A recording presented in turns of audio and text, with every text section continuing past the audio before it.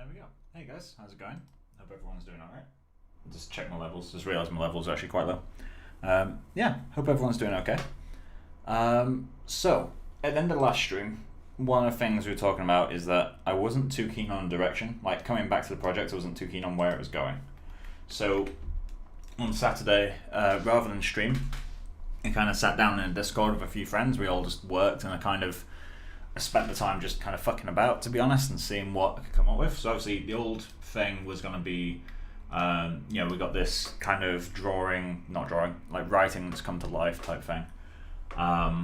And as much as the idea is kind of interesting, it felt, I don't know, just a little bit gimmicky almost. Going back to it after 2.5 months, I was just like, it doesn't really feel right anymore. Like, I would have to do a lot to these characters to kind of make them sit in the scene. I'm not against working on the characters, but it just felt like the characters are a bit that's working, so why should I bend the characters to the environment? So rather than kind of keep going on this idea, which I don't think is going to work, I've decided to change that bit. So it's literally like an hour and a half of modelling, I think, and most of that was just messing about to kind of find what works and what doesn't. But the general idea is, rather than have this kid have this super strange monster coming out of a box, which obviously is still happening, I was thinking it might be fun to kind of go with a bit of a different twist, which is to have it so that the character, like the human, the wooden human, is the odd one out. So I was thinking maybe he's walking down kind of a rundown street or an abandoned area or whatever, and around him there's like monsters. So obviously I've modelled some. I've got this guy creeping through, like looking through. It's just a duplicate of this mask, and that's what pretty much all of them are. Yeah, you got this guy looking through. There will be a person they can kind of see. This character's head has been duplicated there. And then we got this little mouse creature down here that's kind of like looking in confusion. There's a few places we could hide, and what I'm thinking is just have it so like, all these monsters are in this little town that's run down, and they're like, wait, what the fuck, is that a kid? Like, they're just really confused at seeing this human, I guess, rather than have it be a bunch of humans terrified by this monster, which feels even more done. And I know this idea has been done a million times before. I mean, isn't that the entire plot of Hotel Transylvania?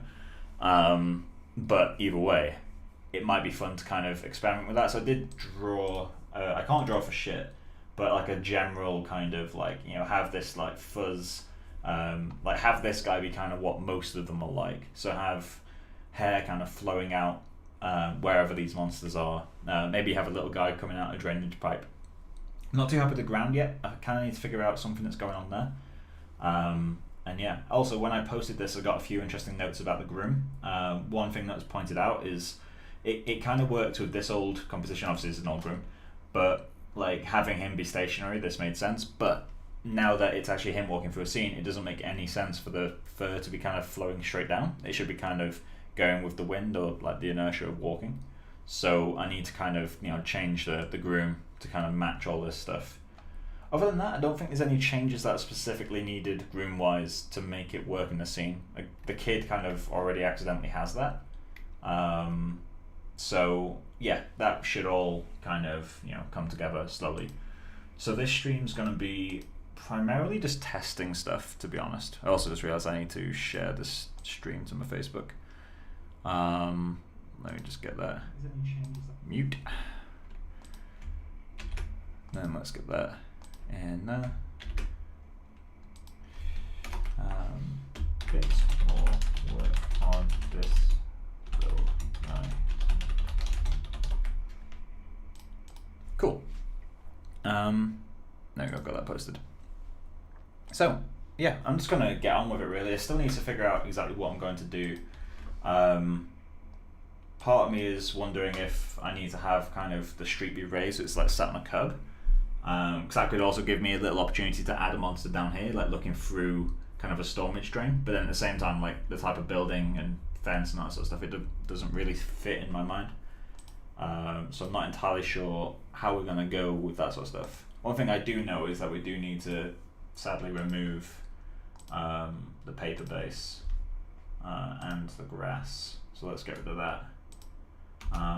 Conveniently, we happen to get to this stage in the project at exactly scene 100. So if I need to get these assets back, it's quite easy to remember where everything's from.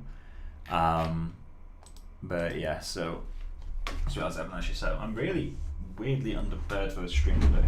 Get my Wacom out.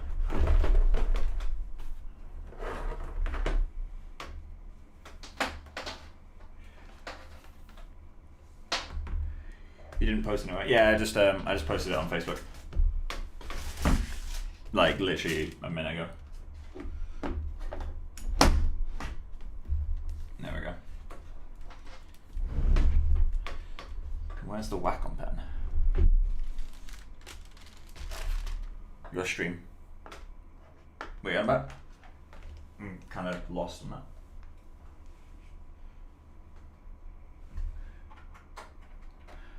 One thing I might do as well, I might quickly move my microphone to be a bit more central, because I know this room is very echoey, because it is still mostly empty. But I think really the only way I can fix that is to move the microphone closer. So let me just move stuff around a little bit. Yes, I got 200. Yeah, that's cool. Becca did her first stream. It's at 200 views. You're repeating yourself a lot in the chat. You okay? There we go. So, audio quality should be a bit better now. I'm just trying to find where everything can go. There we go. Is that working?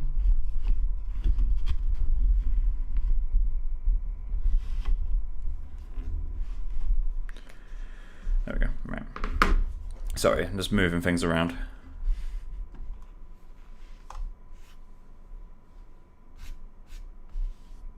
I didn't understand you. No, I do understand you. Your Twitch got to 200 views.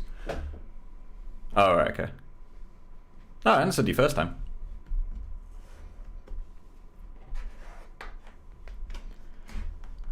Right, so. Confused.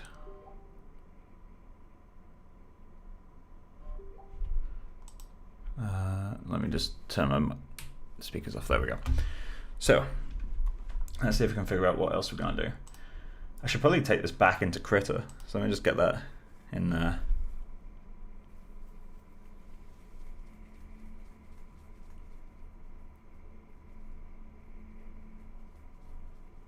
Kind of want to change the pose of the creature to fit this new, more compressed framing.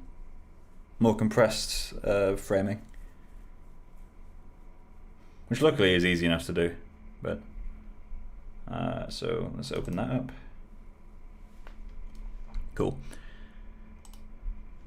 So what I'm thinking for the bottom that could work quite well is if there's like a if there's like, if I can get it right, there we go, like a little storm drain type thing down here. But I would have to move obviously the character down. God, I can't even do a straight line right now. There we go. We could have a little creature like peering out there, maybe like a whole row of eyes.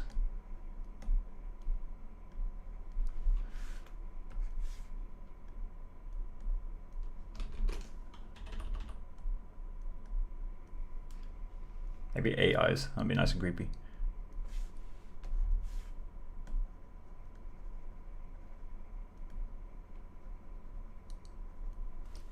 But yeah, I'm just trying to find, like, I feel like it should be one of those where the frame is crammed with creatures. Like that would kind of sell it. Like if we had one here, one there, one there, one there, and one there, that feels like a decent number to me. So I guess doing that storm drain thing might work out. Let me just, might have to move the character down. Let's just do that. Yeah, visually that works for me. Don't know about you guys. We just need to make sure that the character doesn't feel like he's stepping off something. So let me just save that. Yeah, that's fine. So So here's the question, do we raise the whole scene or do we lower the characters? I guess we raise the whole scene. And obviously we'll need to model a basic environment kind of around him as well. So let's just go multi-cut. Let's put him like just next to the curb.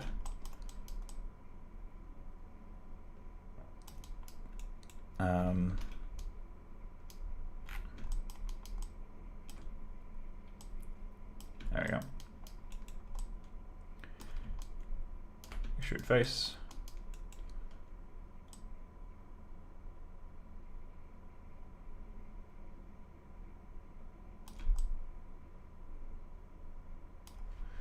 Cool, and then we got to grab you.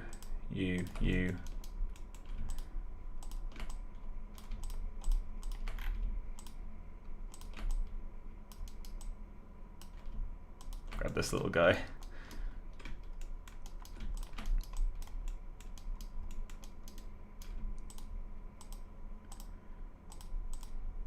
The mask is gimmicky, so I'm going to get rid of that. But,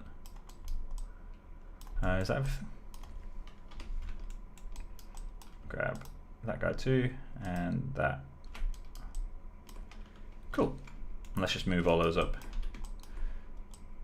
We might have to move them backwards so that they still fit in the same framing.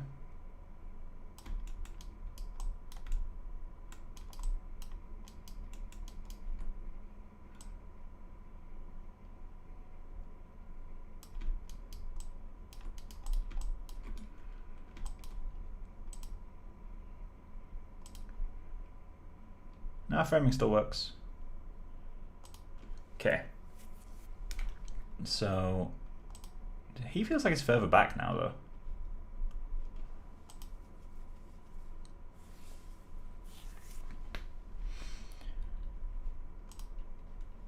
So let's have a quick look at storm drains.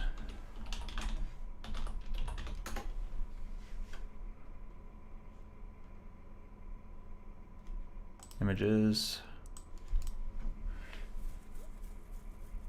So what I'm thinking is something along these lines, but we'd need one that's a little bit bigger, I think. Not entirely sure yet. I still don't know. Like, obviously another thing is that this needs to feel old. Like, the scene needs to be able to feel old.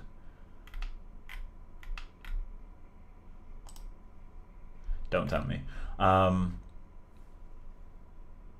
Could go down this kind of route. Obviously ignoring Pennywise.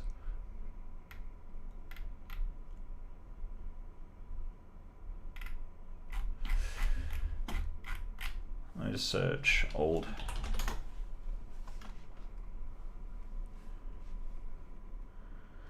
Is that working?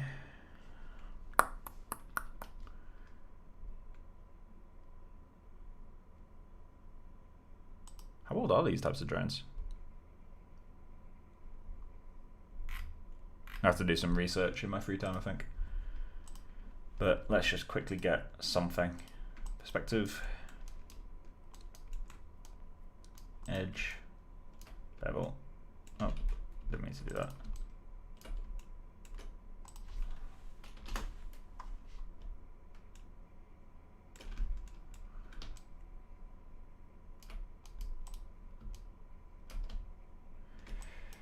And let's change to the correct camera for this. So let's go dual view, render cam.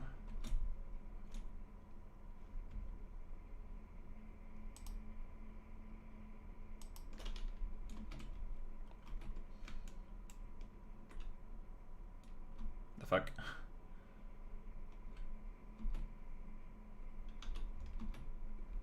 Yes, he hates having two viewports open. Like, it really struggles. Cool. So let's just grab this guy and let's just delete it. Fuck it. But no, we will need just to extrude that in. Although this is just a block out, so it doesn't really matter.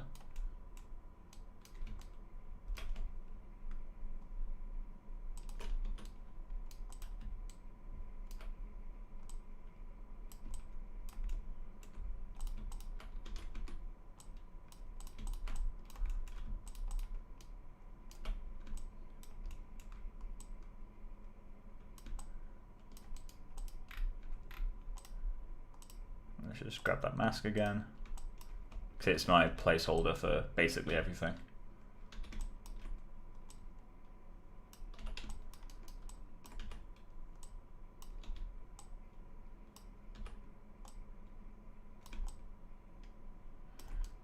For the top of the head, we'll just delete that.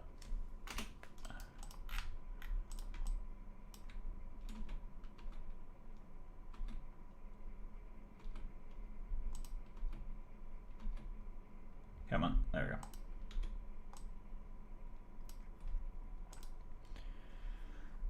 So let's just see, we might need to move that over to the side. Let's just see if that works in render view.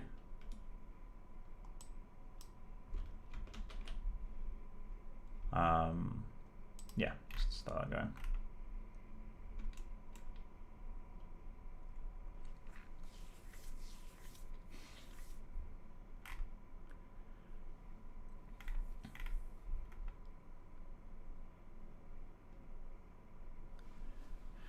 Not entirely sure. I should probably switch to 1K as well. I think the render's a bit quicker, about 4 times quicker.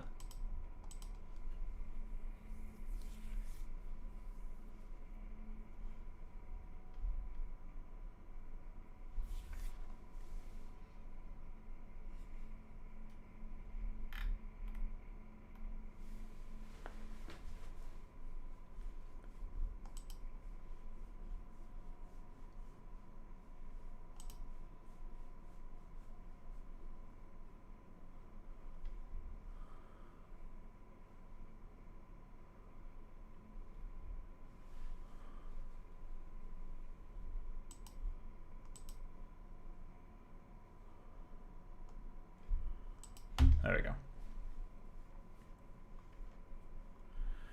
It lines up too well with the rat thing, so I'm gonna have to move that over a bit, I think. But overall, I think that works a bit better. Might have to bring this down for it to make a bit more sense. Something like that. And then we will just move that across because it lines up to, like, he's almost bang on the center of it. So let's just go. No, what's the word I'm looking for right now?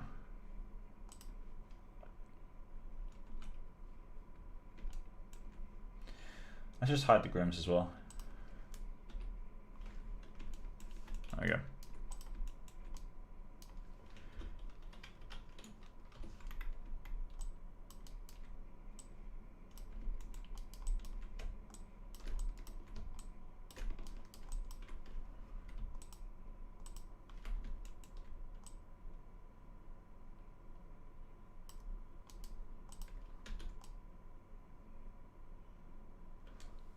Would it be better to have one creature or like 2 creatures there?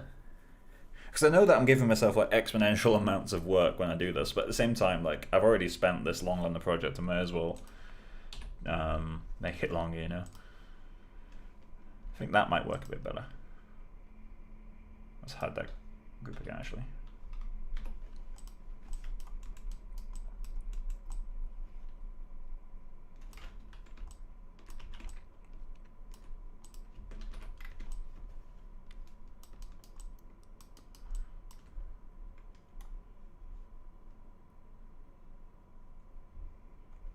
Cool, so let's give that a go.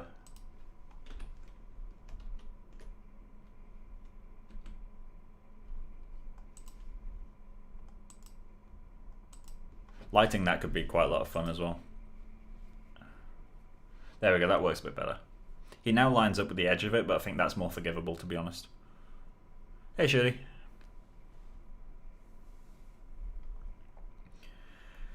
So I'm trying to think what I can do to kind of spice up the environment as well, because we do have that issue of, like, we don't know. Oh, his groom's gone.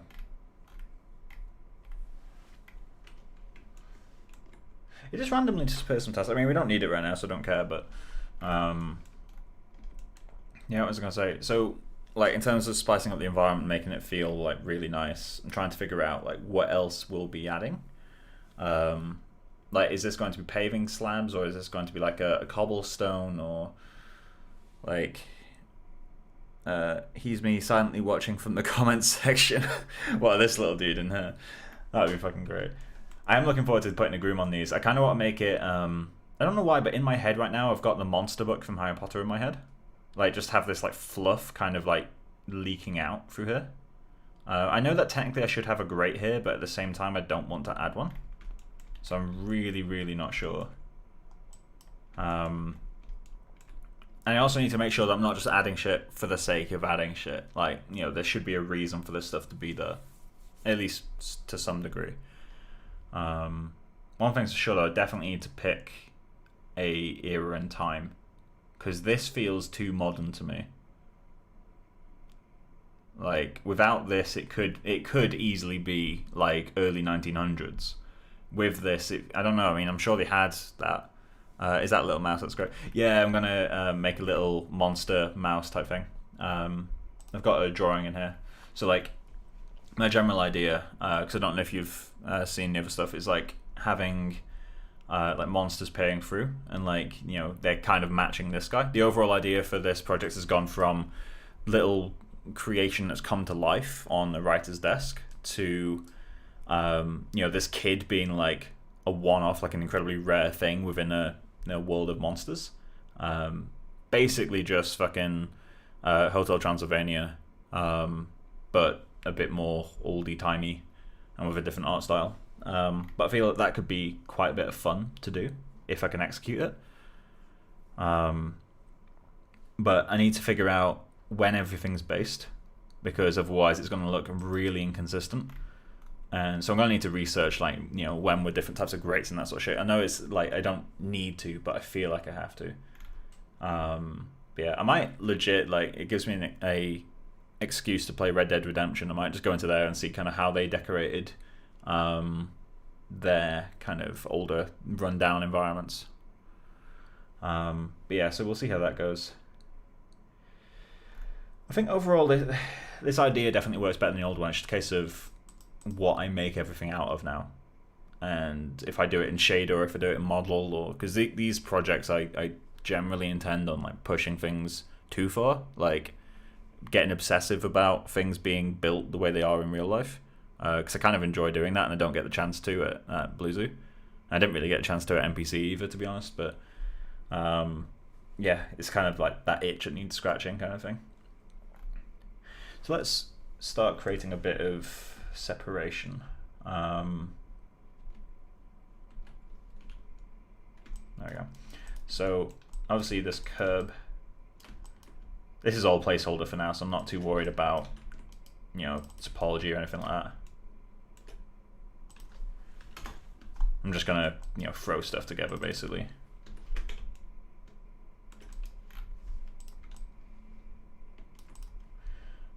Mesh display,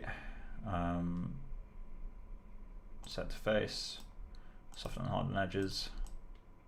There we go. Wait, what do I have that set to actually? Soften and harden 30. Yeah, that's fine.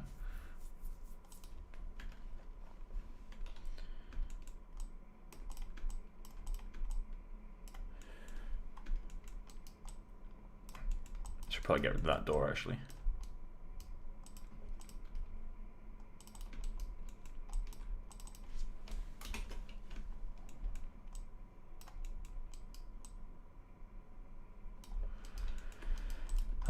Right, so what things I'm going to have to do? I'm going to duplicate this and just quickly throw this on top of... Oh yeah, I forgot, I've got all these weird things going on. Modify, free transformations. Like everything skews. And I can't remember what causes that. And I can always... Where is it? There it is.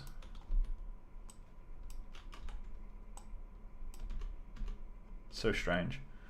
Modify, free transformations. In fact, let's just grab those. But no, I only need these.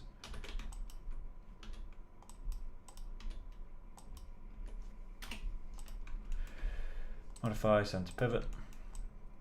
I guess we can just do this instead.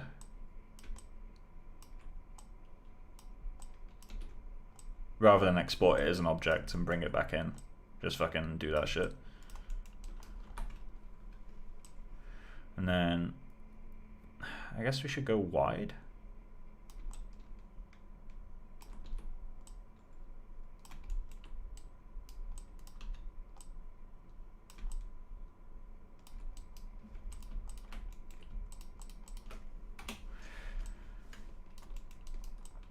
And then we'll need some for the sides as well.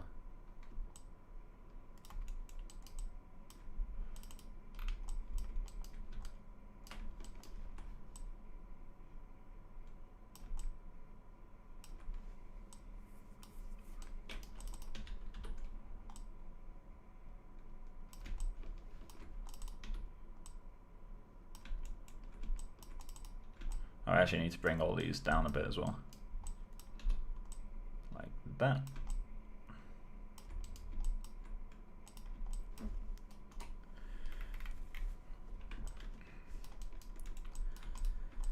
Then let's just create a cube to avoid all that random history shit. What material do these guys have on them? Standard surface 24. I swear I named my named my materials. It's just, for whatever reason, I got a bunch that building up for proxies. So let's do that. And then, how will this be built? I'm thinking of just going with the whole, like, it's consistent. Yeah, it's just some planks that have been cut type thing.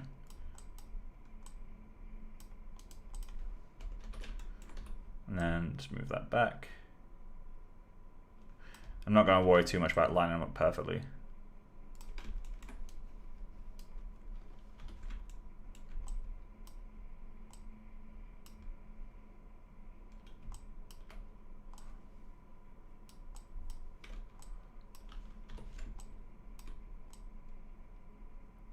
That's some janky topology right there. But I don't care.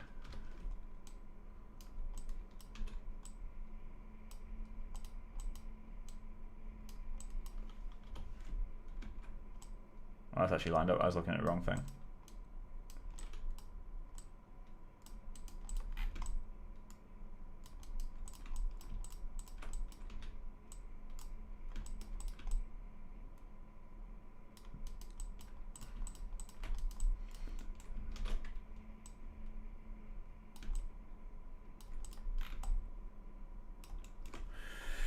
Right, what else do we need?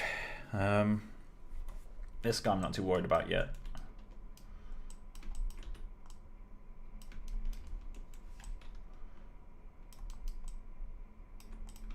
That would need to be a gutter for that to make sense, so let's take that all the way to top.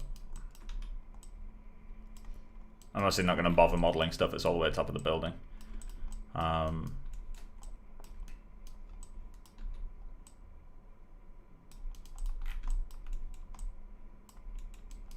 Cool. It's actually on the ground. Oh. Why don't I bring that up?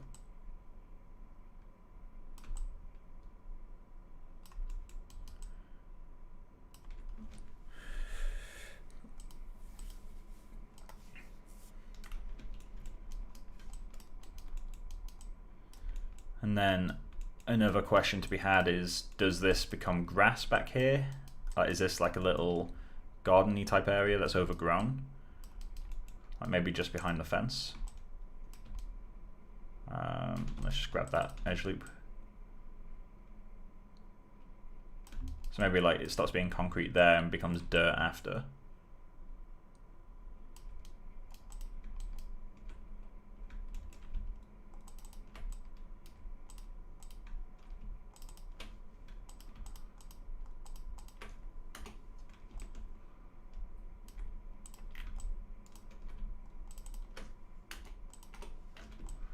There we go.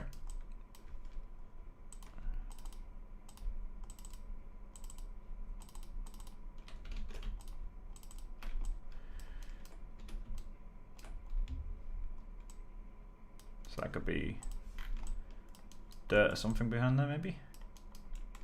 Oh, that might, no, that's going to look really bad through there.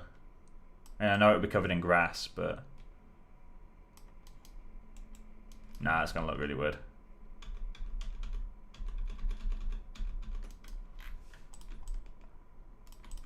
Something does need to go back here though. If we're doing grass, then obviously I'm going to groom it, but you know, I do want it to be, I'm not entirely sure what I want it to be actually. I need to be careful the amount of groom I'm doing though, because it is already reaching like 30 gig of RAM usage. And I've got 64, and I think, you know, this guy's going to be the heaviest of all the characters, but at the same time I do need to groom currently 5 extra characters. So they're going to be basically furballs. Like, it's going to be like a, you know, a stream or 2 per character. Nothing too major, definitely. Maybe the mouse, we'll spend some time on him. I'm going to delete that mask because it's really, really bothering me. Let's go to those. I just need to figure out like how I'm going to go about that general like furry style. Like, one thing I was mentioning, I think I was talking to Becca about it. I could use these grooms as like a chance just to experiment. So like each creature is like a completely unique type of groom. So one of them's like extremely fluffy. One of them is dreadlocks. One of them is like an afro type hair. One of them's matted. Maybe one of them could be like the way kids draw spiders, where it's like a squiggle. Like maybe one of them can be with a groom, that squiggle, like that sort of stuff. It could be quite a lot of fun to do. But I just need to figure out like how the fuck I'm going to do that. Like, am I actually going to spend all that amount of time on it? Really not entirely sure if I want to do that.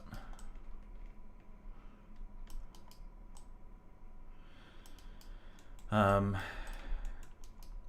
guess one nice thing we can do, so that we're not losing everything we did, we could grab things like the sweet wrappers from the old scene, which are now massive. But now we can actually put those, like maybe there can be some next to the mouse, is like storing them or some shit. Because there's no point like making them go to waste, you know. Modify, center pivot. It might feel a bit on the nose though, but maybe like next to the bin or something. But then we come into the whole question of, are we staying to true size? Are we making it so that it's miniature? Because this sort of stuff can feel incredibly forced as well. They're too big, but let's just...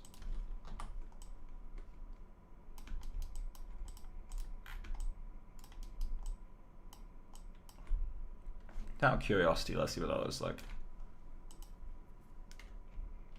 They're going to be completely out of focus, which makes the fact I spent an entire stream on those sweets like all the better.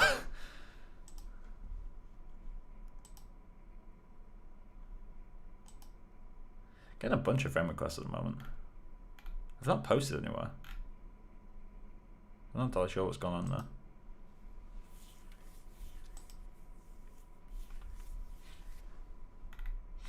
Come on. I might need to update full scene as well to get the kid's hair to work, because sometimes his hair just vanishes. I haven't figured out why that is yet. Given time, we'll figure it out. Come on. Okay, let's just update full scene now.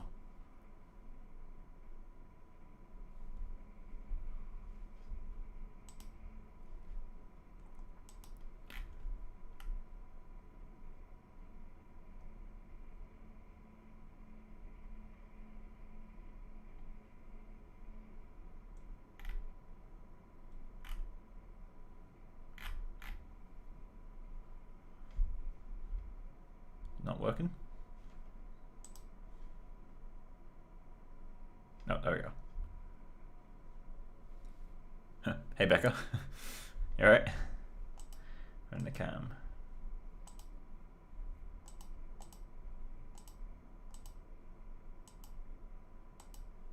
There we go.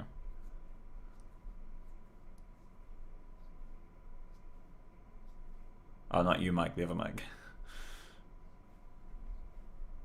I was like, I've already said hello. And you're in the other room.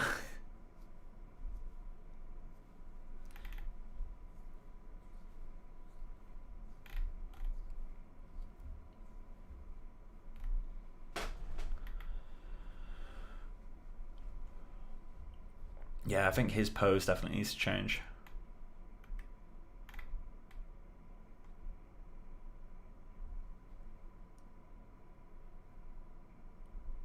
I need to grab a drink as well. I do want to grab a snack as well, but I need to get out of the habit of just grabbing snacks when I'm bored.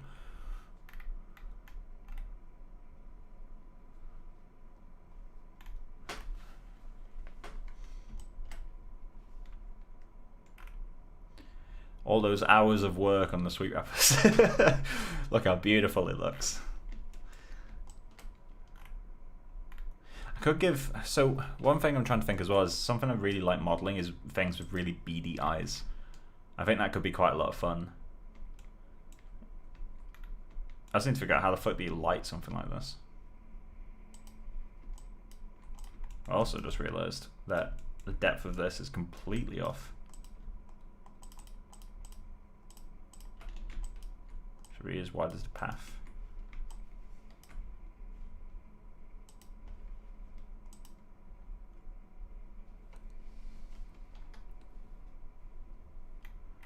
So he's going to be a really subtle one. I think you'll only really see him via like the hair kind of leaking out, which could be really interesting. That could be a ton of fun. And then him, I'm going to have to fix the lighting on him. I feel like I shouldn't even have lighting inside there, to be honest. So let's get rid of that temporarily. Let's just hide it. And then do this. Having a little bit of a glow will kind of help, but it can't be as bright as what I had it a moment ago because it doesn't feel abandoned then. Although it could feel like squatters, like monster squatters. Oh, actually. I could play about with that idea. The monster that was going to be in here is going to be fucking invisible now. That's one problem.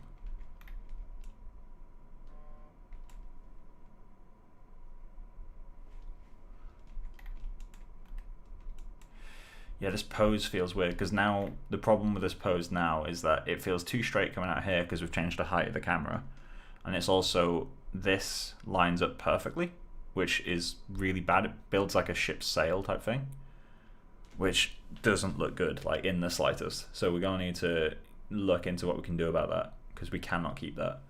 No way.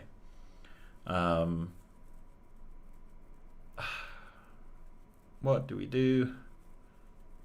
So many things I'm unsure on. We may also need to completely relight the scene to kind of make this work.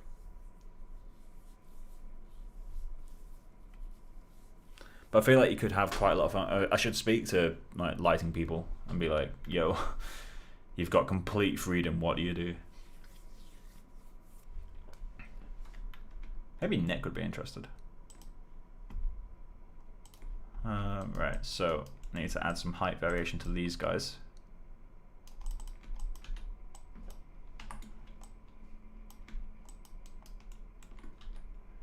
Maybe get a bit of sideways rotation on them.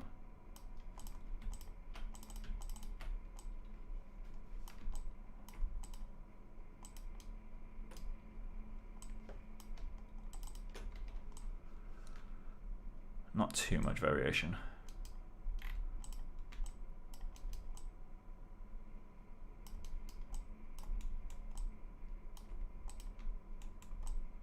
Is that going inside? Yeah, it is.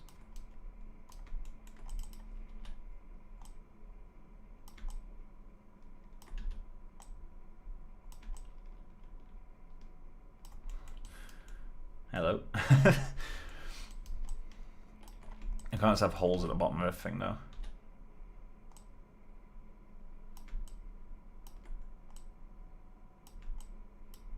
Maybe this one's just completely broken in. Like that. That would give it some kind of excuse.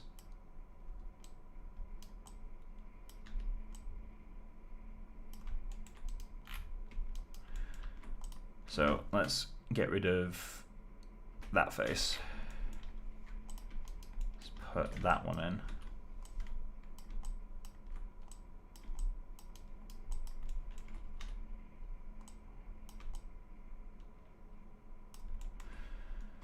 Let's check the camera.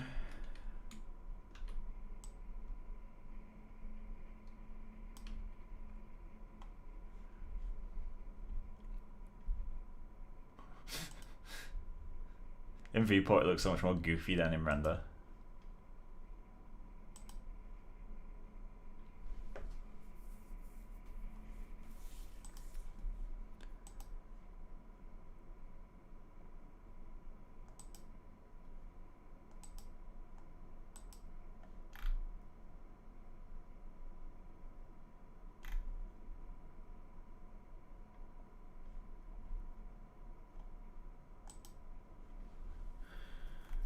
Can we even see it? Nope. Well, not in this resolution at least. Right. Yeah, we definitely need the light inside that room. It just needs to be more subtle. So let's just get that going.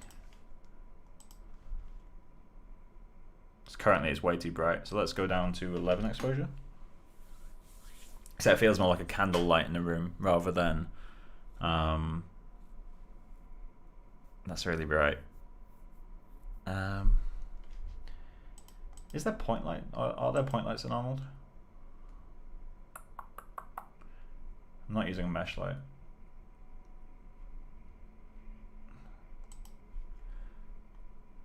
Point lights do still have Arnold settings. Alright, cool. So let's kill that. We're gonna put a little candle light.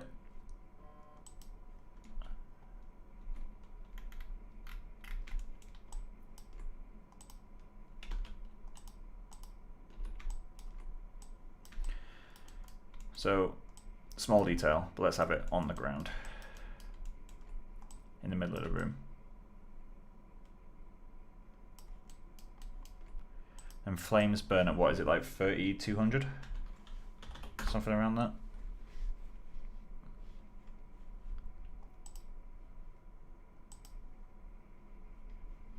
Then, do we have exposure controls?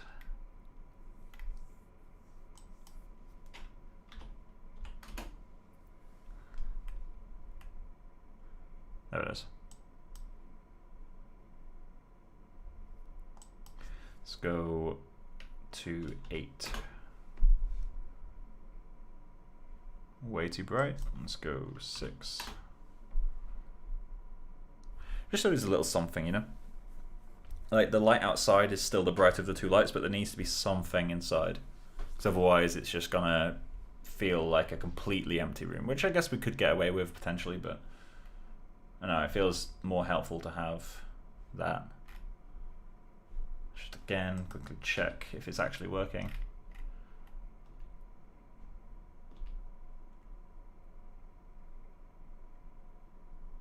I'm not sure.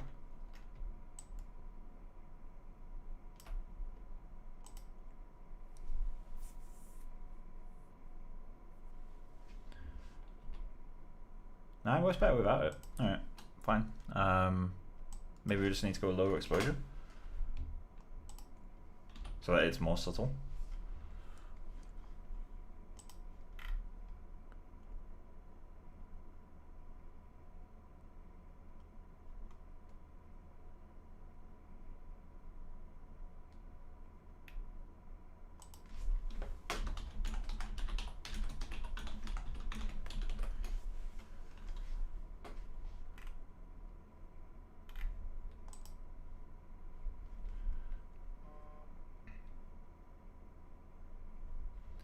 Yeah, it definitely works better without it. Let's go to that. Cool, so what else needs to be figured out? I mean, we do just need to do a reference search at some point, but I don't really like doing those on stream as much. I mean, if anyone has any ideas, like what is the scene missing? I guess actually while I think about it, I may as well leave this rendering. Get something relatively clean out. So obviously we're going to be adding grooms, which kind of makes this guy more interesting, that guy more interesting. That guy we won't see shit. So I have to figure out something else for him. And then he can be quite cute. And this, I need to be careful that it doesn't just feel like hair blocked in a pipe. Like, it needs to still feel like a creature, but I do want it to be like a little furball. So we got kind of a difficult task with him. What else will we need in the scene? We'll need like a moss or something to kind of make the corners of the street feel a bit older. I just need to look for some old streets. Let me search 1900s town America. And I could legit look at Red Dead Redemption, because they did obviously all their research. I'm not gonna find drainage pipes didn't exist, did they? But I feel like this is really helpful to have.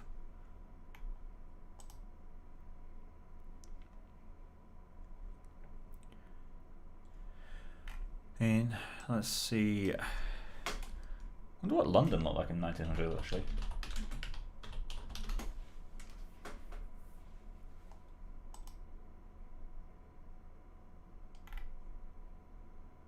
I guess it's not really changed much, has it? Like there's streets in London that look the same as they did in 1900.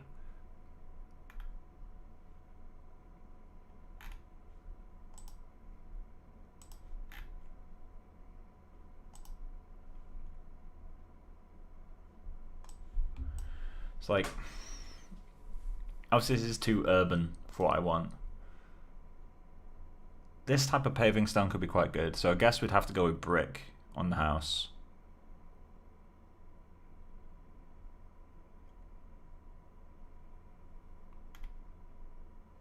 That's really cool.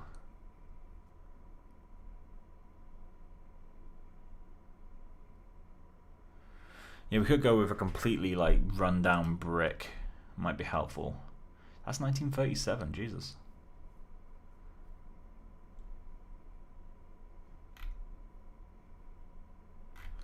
These sorts of images are so interesting. Because 1937, like that's not even that long ago. Like,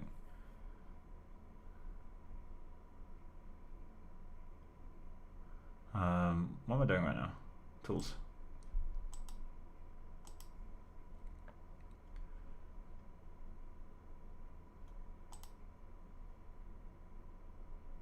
Yeah, this kid that I've made totally could be early 1900s. Like looking at the sort of stuff these kids are wearing, it's not a million miles away. Obviously the tie completely throws it. Like having such a shiny tie completely throws it anyway. So I could always dim that down.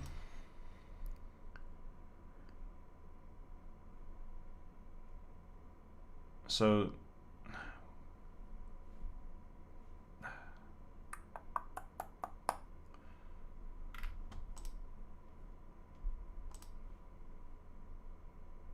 yeah, this kind of paving stone is pretty common, so something like that would be good for the street.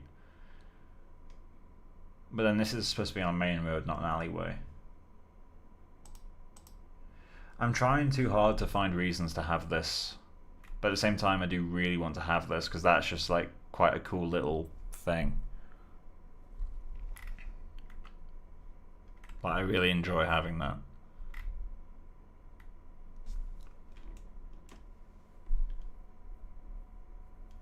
Are there any other ways I could achieve that same thing? That would be period correct.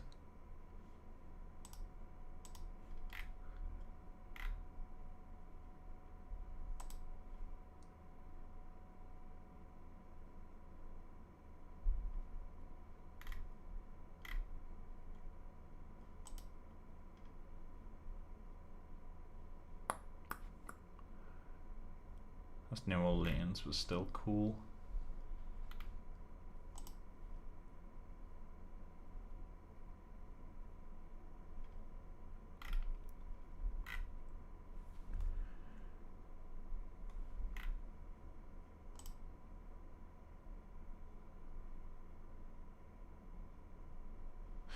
$1,900 per calendar month for a 2-bedroom property. That's very London.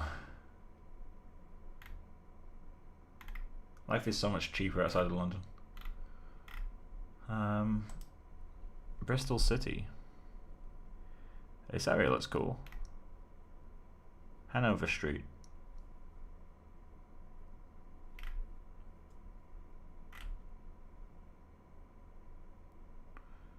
I could totally do something like this for the sidewalk. And then that looks like a grating to me. Or a step. Let's just quickly... My favorite feature in PureRef. Beautiful. It also makes it easier to zoom into photos. It's actually quicker to do that sometimes. God, that's cool. This is a really high-res photo. Right, so let's start arranging these. So that's room ref. General thing to keep track of the project. I can delete that now because it's not being used. Can delete that because it's not being used. Same with you. Same with you. Because the main thing ended up being this anyway. So I can go there. This didn't end up being that useful, so we'll go to that. So we got character, environment, concept. So let's bring that over there. So let's start building out some environment ref. So we've got this Hanover Street, which is really helpful to have.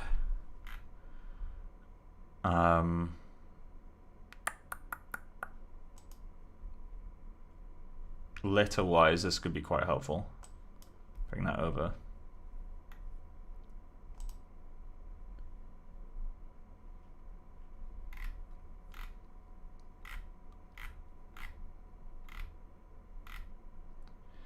Let's try searching London historical photos.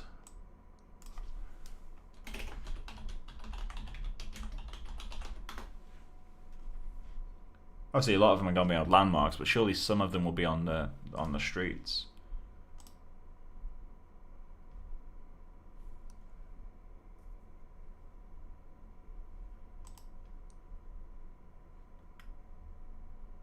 Which street is that? I swear I recognize that street.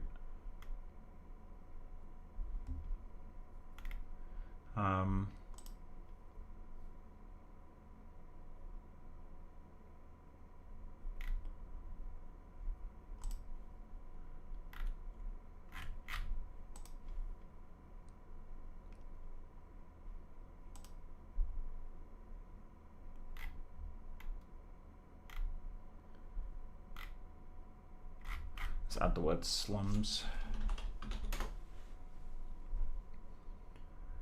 There we go.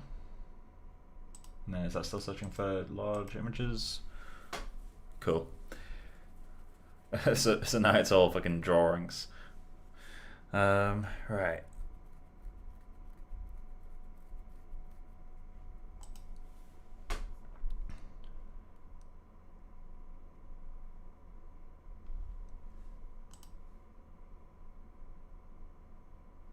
Kind of a cool material. It's out of focus though.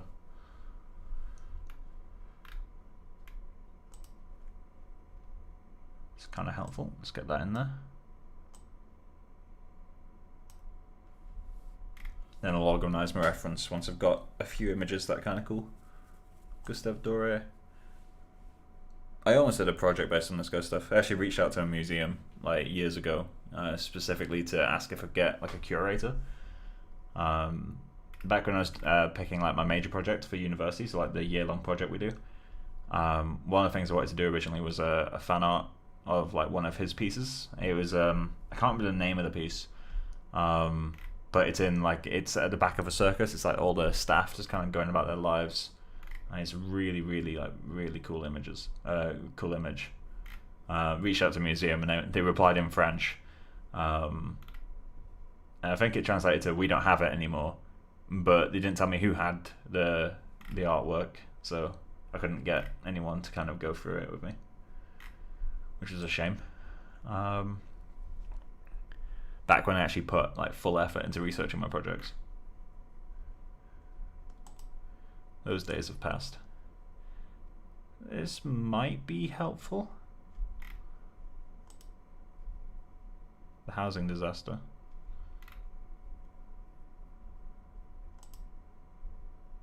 Camden Town. That doesn't look like Camden Town in the slightest.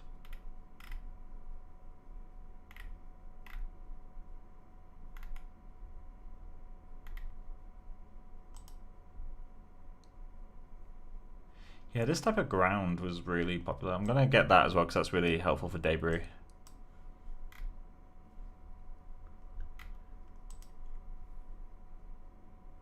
It's a bit more recent about those things. And that's in Manchester. Good thing that kid is probably still alive. So when I look at really old photos and see kids in them, it always like weirds me out, knowing that they're probably still alive. At least obviously once you get to like the 40s, they're probably still alive. 30s, 40s.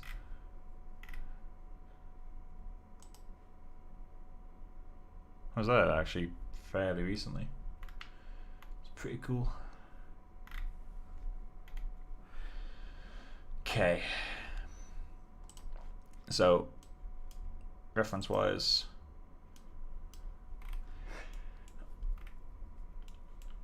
I guess this is gonna be our main reference. That isn't what I thought it was. I thought that was like a sewage grating or something. It looks like it's just a step that's completely worn out. But yeah, so I guess a cobblestone here. You know, we can totally fucking pull this. If we have like a grate over it, like a metal thing over that, we could totally just pretend it was how they did things. Doing this cobblestone is going to be really tricky, I think. Maybe. Then for the other buildings, something like that, or the path even, something like this, so it could be like kind of dipped in the middle to get that kind of interesting look. So I'll just quickly save that image.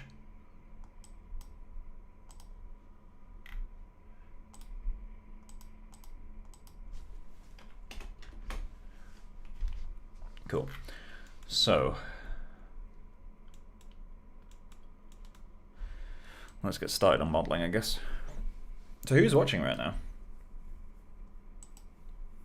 Out of curiosity.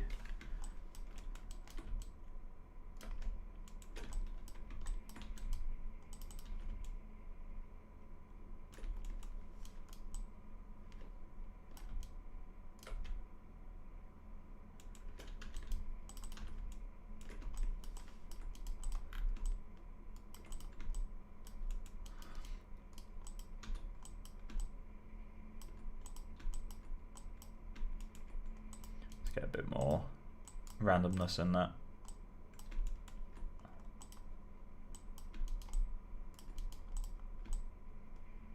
Doesn't feel as straight anymore. That's good. And then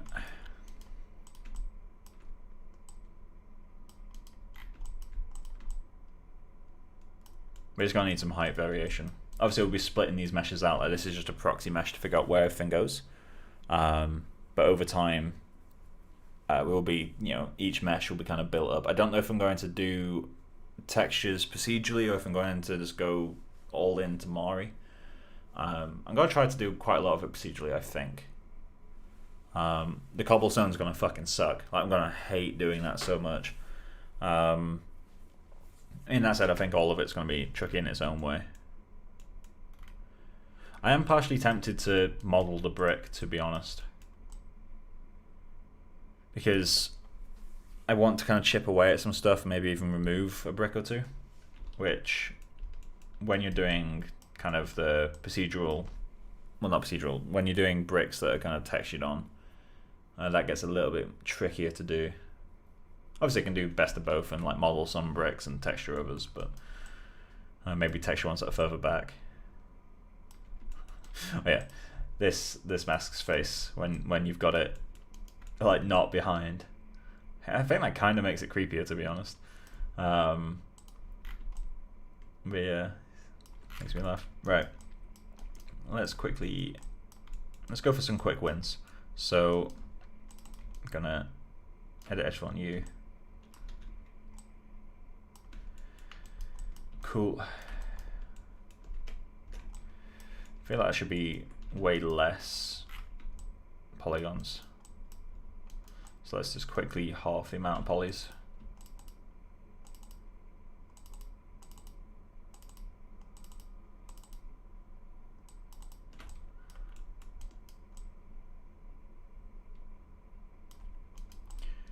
solo that.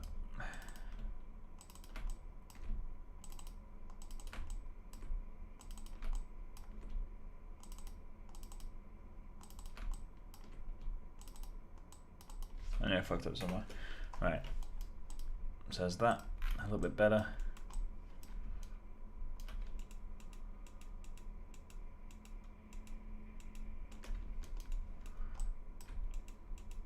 It's at least somewhat important to make sure these are square or close to squares.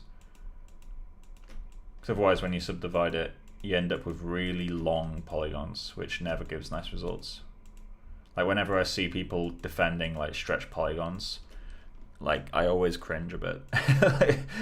Because like there are uses for them, and like, you know, most like professionals do know, you know, when you use stretched polygons, but at the same time it's just like, whenever I see students like, oh, it's optimization, it's like, yeah, but then you smooth it and it's fucked. Like I always recommend having it at least somewhat square. It doesn't need to be perfect squares, it doesn't need to be that far. Like, I mean, ideally it should be like that, but it doesn't have to be. So we're gonna need a few more loops here because it's bending. So edit edge flow.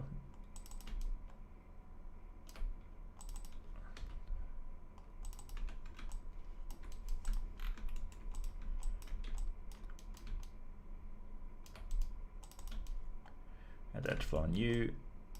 Same with you, and same with you, you, until it gets to like barely no difference. There we go.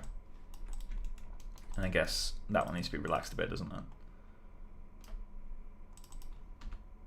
This will just help make this the curve a lot smoother.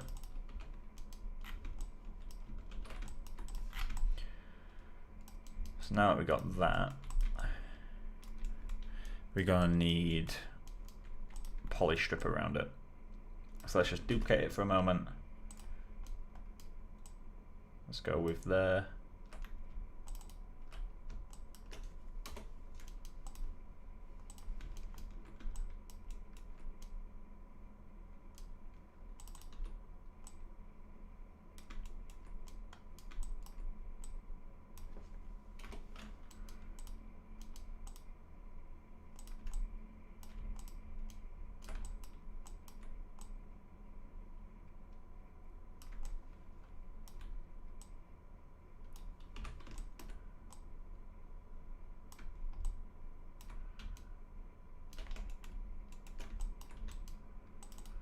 Pull that in.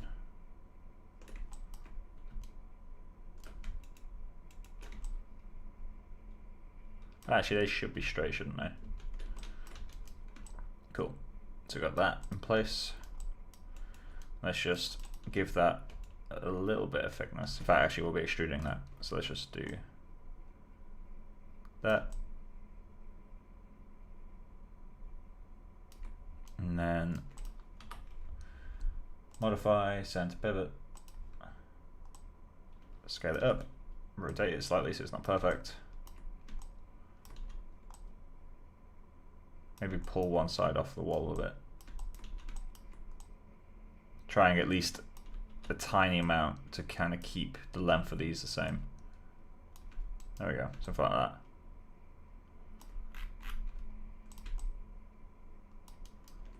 And then let's just do one further up. Say about there, and then about there, and then you can't see above that point. So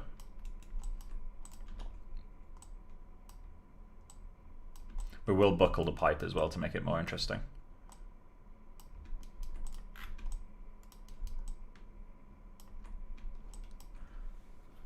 Oh, hey Cozy, how you doing, man?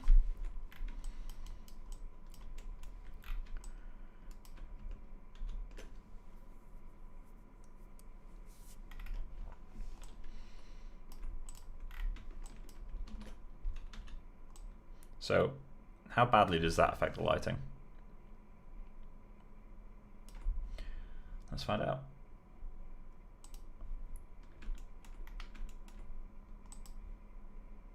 If it blocks the lighting, I'm just going to get rid of it. It will block the lighting, but it's a case of how much.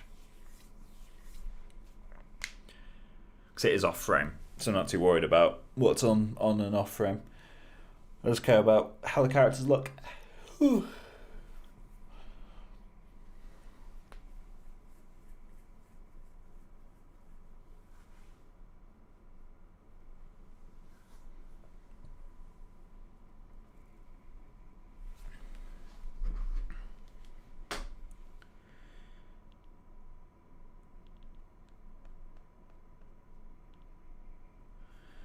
Taking its time again. Let's kill that.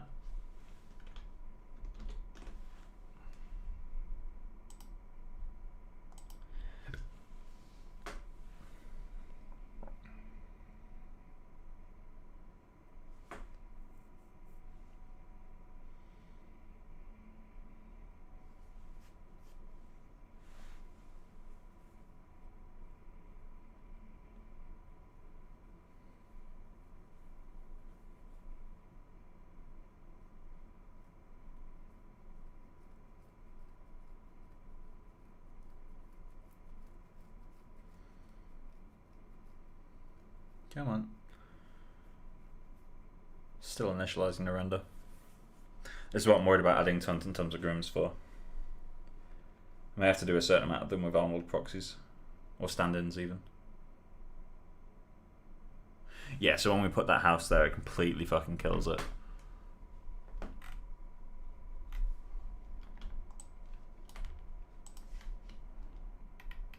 And it feels dead in comparison. As if we remove that. Yeah, that feels much more interesting. Obviously, the lighting kind of needs to change at some point anyway, because it's a bathroom, as all my scenes start with.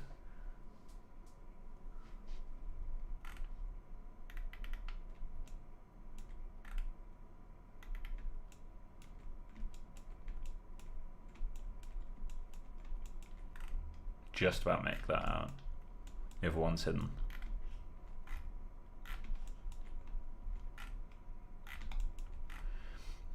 I'm gonna have to do something with this guy, I think.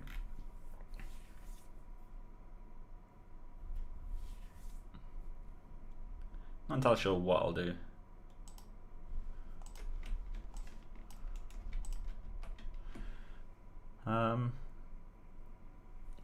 What do I do? What do I do? Let's create a cylinder.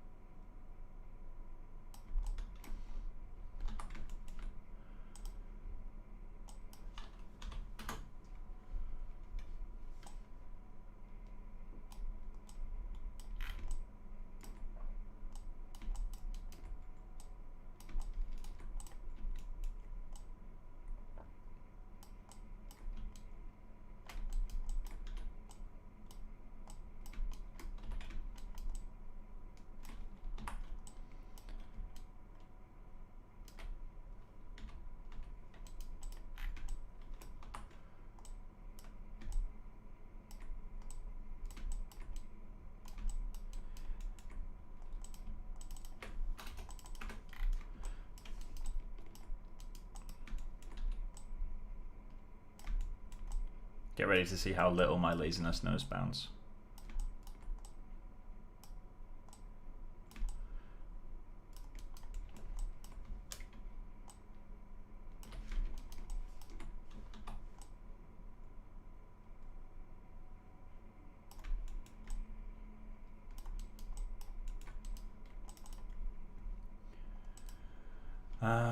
Modify, convert.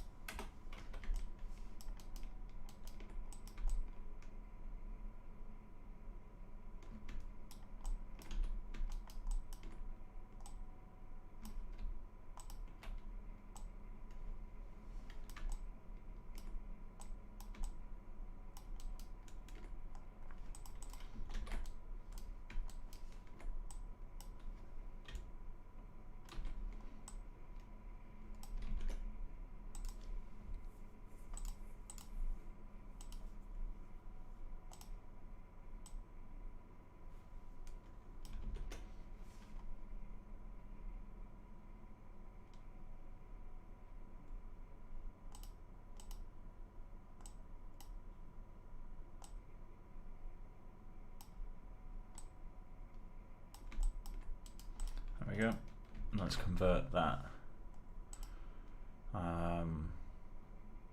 Generate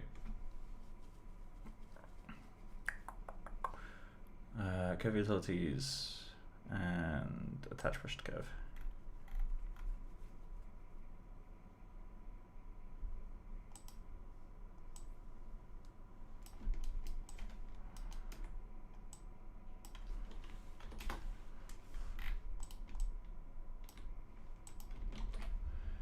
And then finally modify, convert, paint effects to polygons, and just assign material. Ta-da!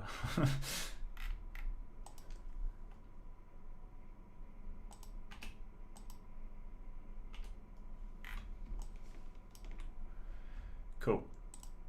So that's going to be one of those smaller things, which of course is now from rendering. Nice one, Michael. What are your thoughts about Arnold? No more Renderman? Not entirely sure. Also, welcome to the stream. I don't think I've seen you in these streams before. Yeah, I quite like Arnold. There's things I don't like. I do prefer the way that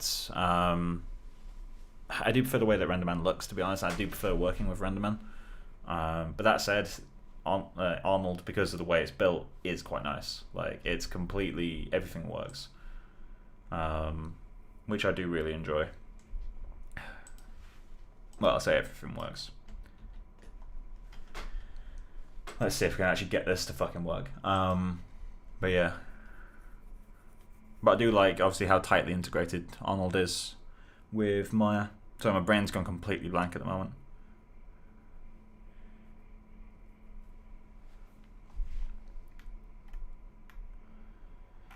Need to fix the way this is shading. It's not overly nice.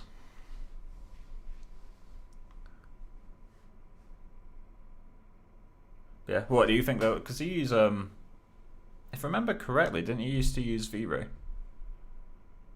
So I used to use V-Ray for quite a few years. I swear I remember you posting a few things about using it. I might be wrong.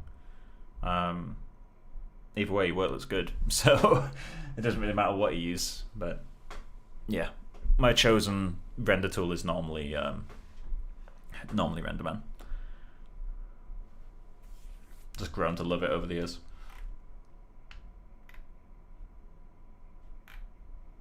Cool, let's kill that. So, I do need to figure out what actually goes on back here.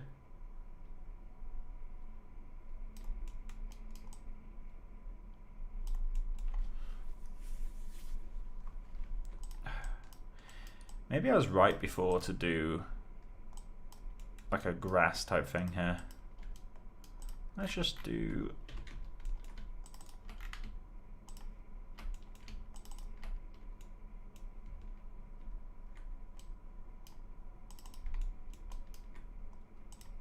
this.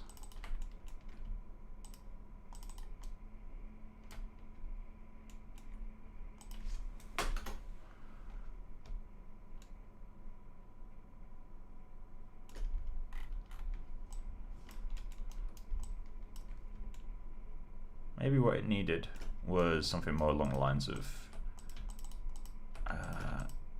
nope.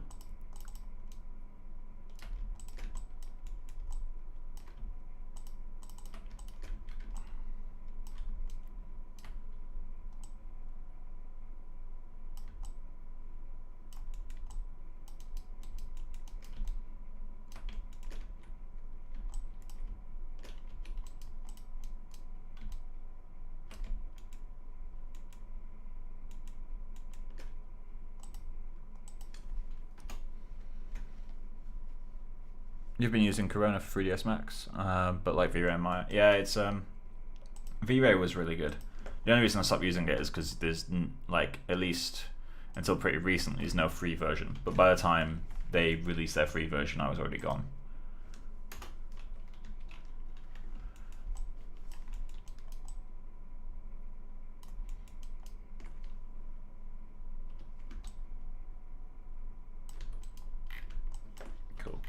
Maybe something like that will work better.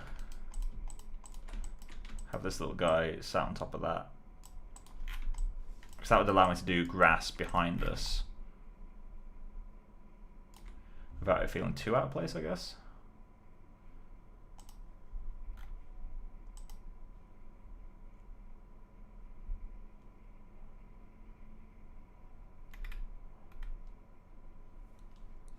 Although this in of itself also feels out of place.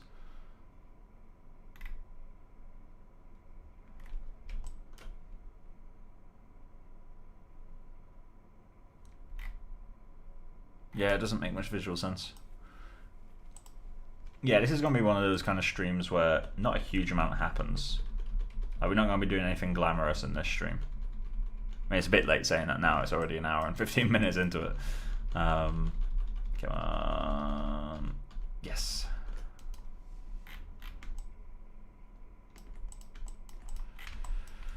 Do we start separating things out then?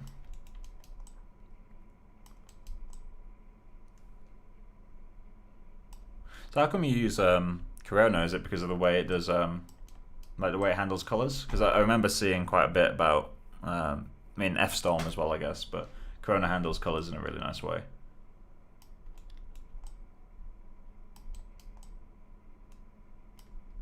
When I say handles colors, I mean like if you have a orange light and a blue light next to each other, the way they mix is quite photographic. The grass is a good idea, would be cool if you had some cracks on the ground, like concrete blocks going between a few. Yeah, so what I've been looking at mainly for reference, earlier in the stream we were going through, I'm looking at kind of old London, so early 1900s, because like I don't know when this is, which is a problem. I do need to figure that out, but I am thinking early 1900s just based on the way the kid is dressed, based on you know, the way this box is built. It feels early 1900s to me, especially the shoes.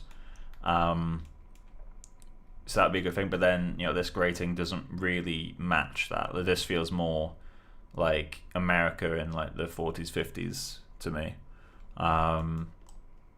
Not, you know, just with the way this is built. You know, it screams. Obviously, this is kind of a homage to It. So that definitely was in the early 1900s. But yeah, so in terms of like what things are made of, this is my primary reference. This reference is mainly for like litter, so I will be adding like, bits of junk around.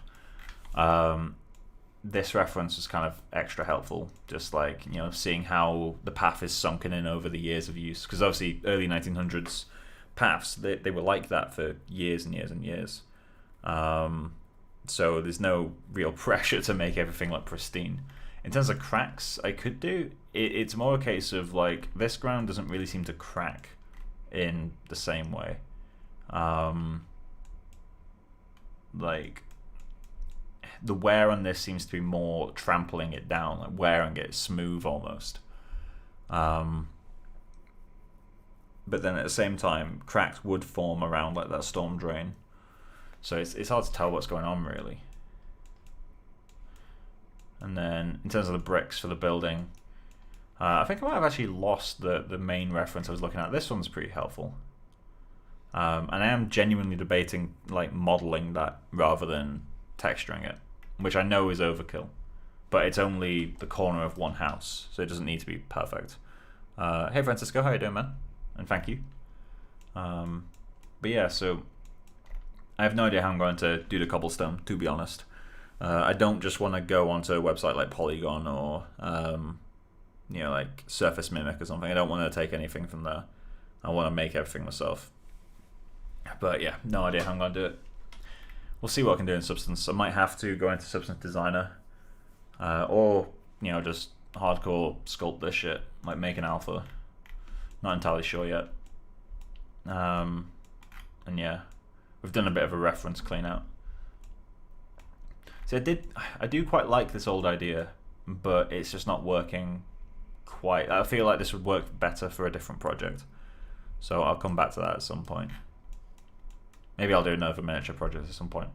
Maybe do like a Leica fan art and have it like, you know, model one of their scenes, but literally one of their scenes where, you know, you got the animator stood behind it. That could be quite fun. But yeah, so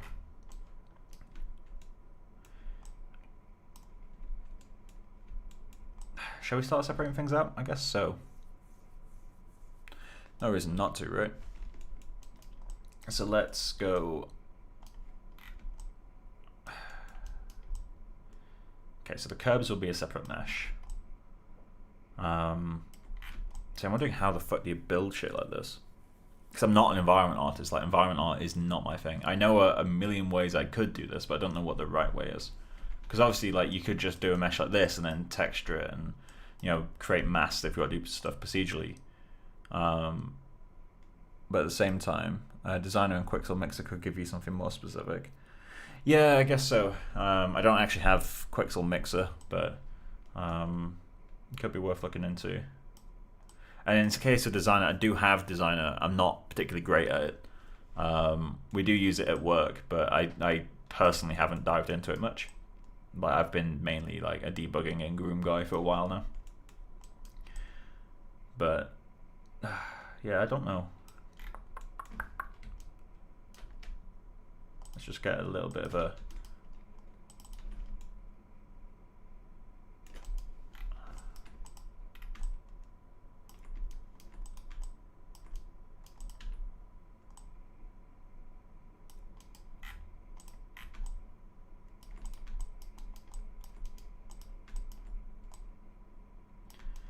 have this feel a bit more worn out. We could have it like a certain water level and just have this thing like swimming. Oh, actually, that could be really fun. Let's give that a go. One sec. What if this guy was like partially underwater?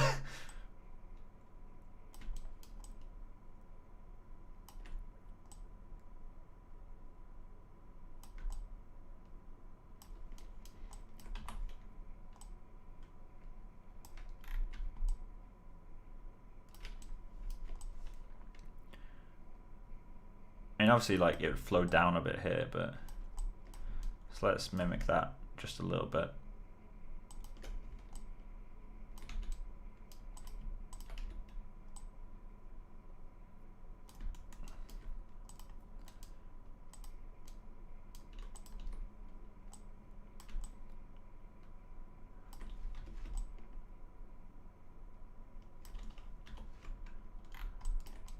And let's get a water shader on there. Assign a new material because I don't think I have any in my scene. In fact, no, I do have one in my scene. I need to rename all my materials as well. Where is it? Water map. Oh, so this is like pristine water, so might look really weird.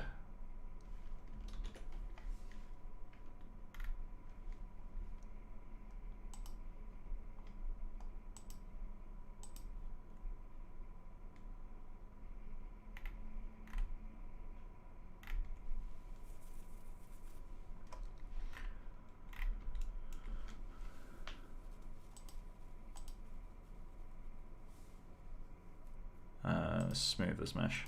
Arnold subdivision.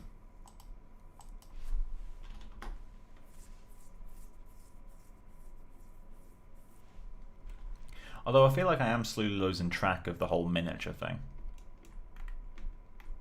So I do need to make sure I'm not going too overboard on making like small tweaks.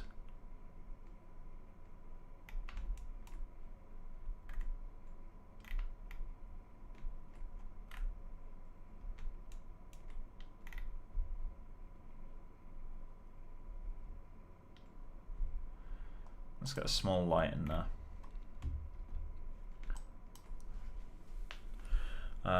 Create, let's go light, I don't know, Arnold lights, physical, no. Oh yeah, forget it's not called the physical light in here.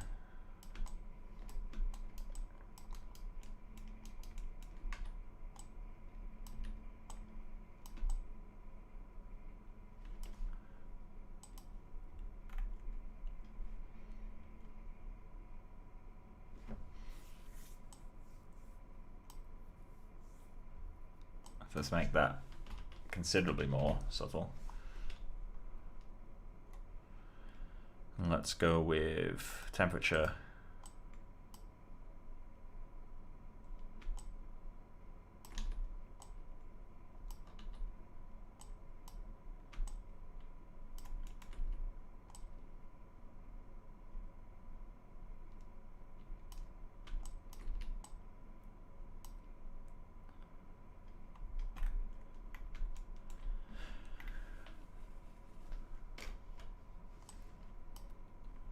feel like once we make some ripples on the surface of the water, that could do something. Let's go higher on subdivisions. And let's just throw a quick noise in there. Didn't know you were using Arnold for this one. Yeah, I've been using Arnold for this one. No! Fatal error. What are your thoughts on it versus RenderMan? Well, I mean, that works. Pretty sure saved very recently. Also, I was definitely diving into the water too soon, so I guess that killing there was probably pretty good. Yeah, I mean, it's nice. Arnold is nice. I definitely prefer RenderMan. RenderMan seems to give a more naturalistic look pretty easily. Although I'm looking forward to RenderMan 24 because that's due out pretty soon, and that has native Aces support, which I'm looking forward to. Because as soon as this project's over, I'm jumping straight back to Aces.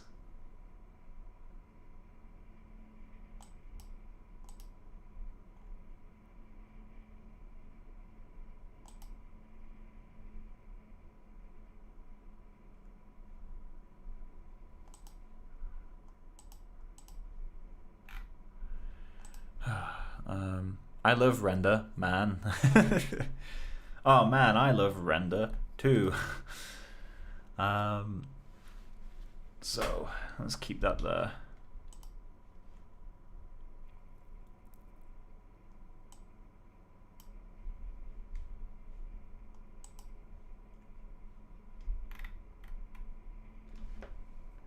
I'm in the wrong camera, aren't I? You have 10 people watching and I'm not all 9 of them. Cool.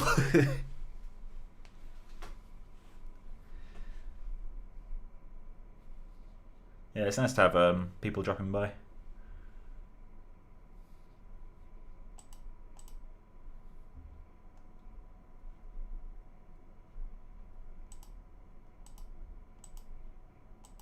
Oh, god damn it.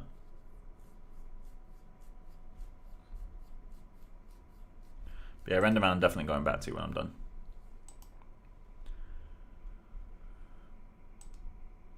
Once it has that native Aces support, I'm going to be so happy. I do need to buy a license for it at some point, but so I can do freelance in it. Although I'm not doing freelance at the moment anyway, so.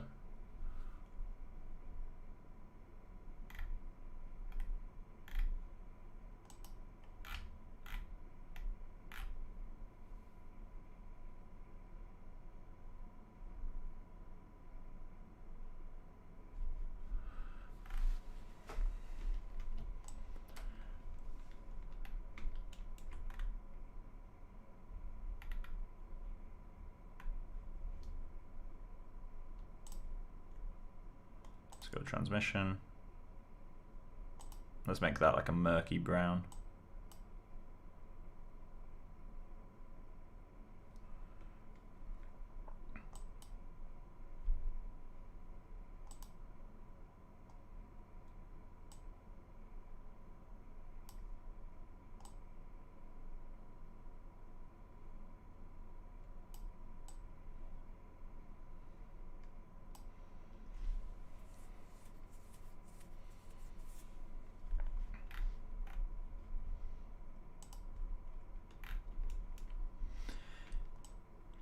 Yeah, I feel like I'm not sure if I want to keep with this water thing in there.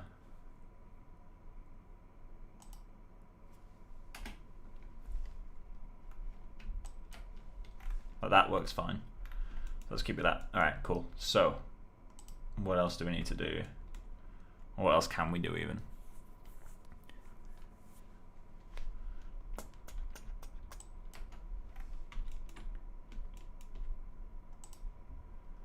Yeah, let's start separating the curve out to a separate object. So I'll save this guy.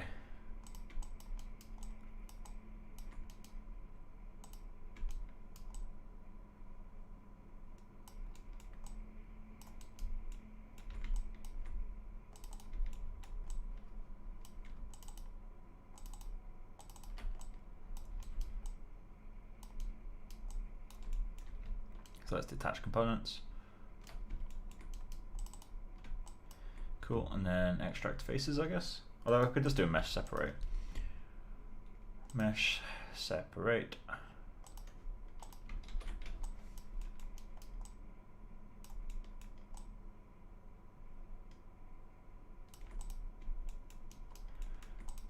They should be combined, shouldn't they? Let's undo.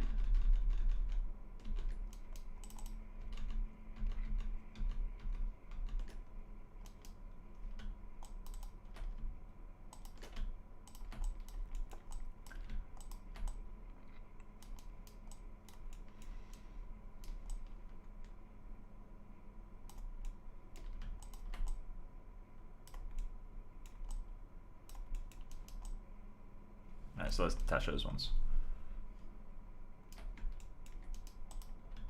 Mesh separate. Cool, so we got a curve object. So I wonder how this used to be done.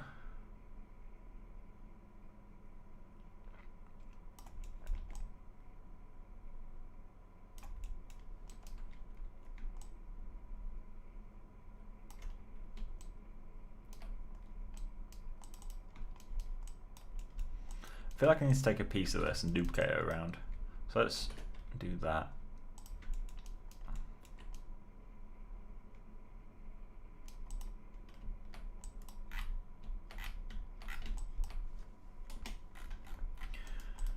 So let's make this a solid piece.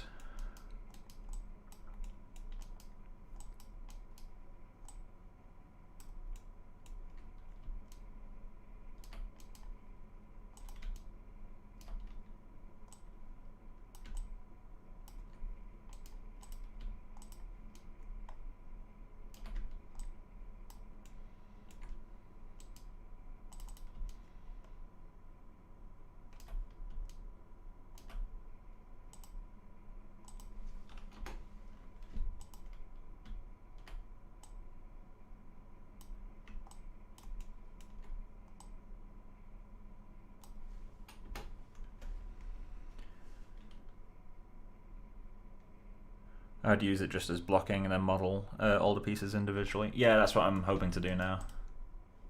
Oh.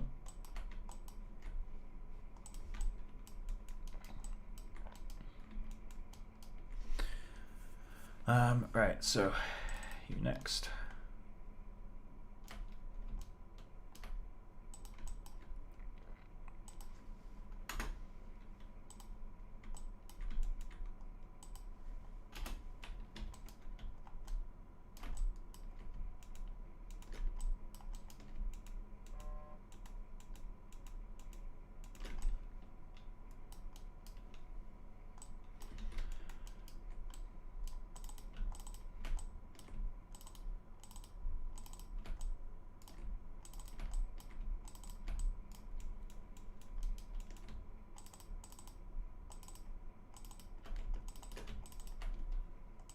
Mike, I sent you a ref. Alright, sure, one sec. Let's bevel all these.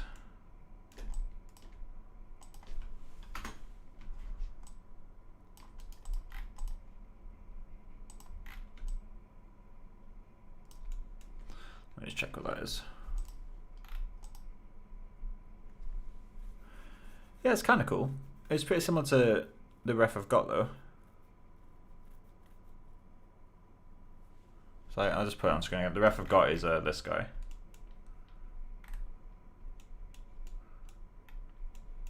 Thanks for sending it anyway, but I think these are fine for now.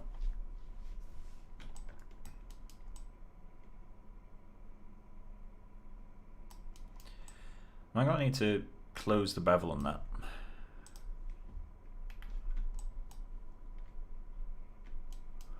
Let's move that along. No, modify, send to pivot.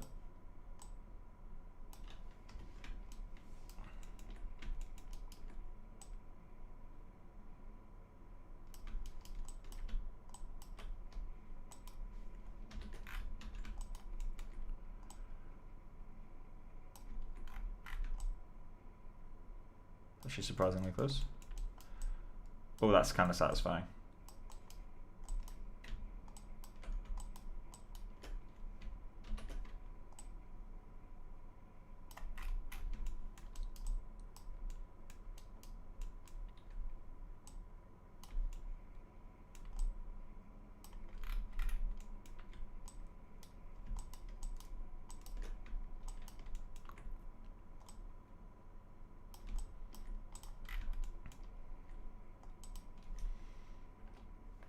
Oh, I'll need that for a moment. Bang, I don't really need it. Let's just delete it.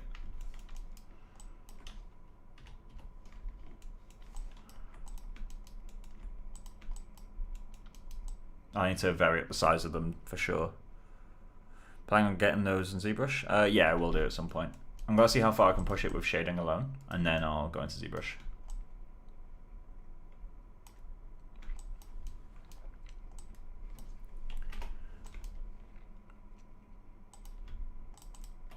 Although again, like my environmental work is shit, so might struggle a fair bit. Let's just line these up.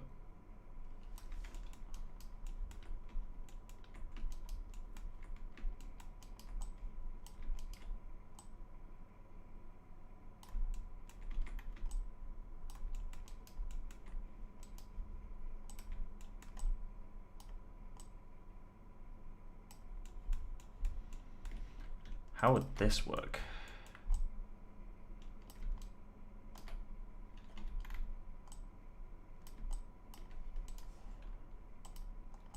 The bottom of these are actually dug into the ground a bit, aren't they? That's the way it's supposed to be. Just quickly scale it in a bit.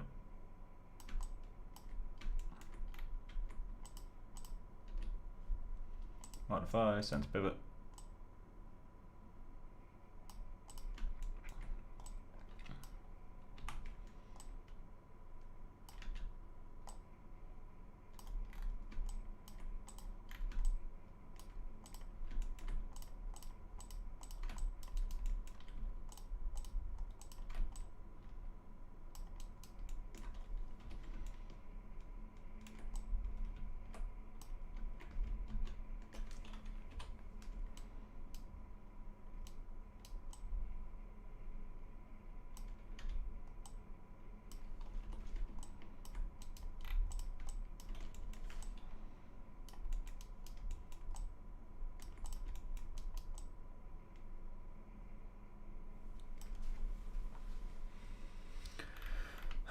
Right, let's see how bad this looks. Let's go to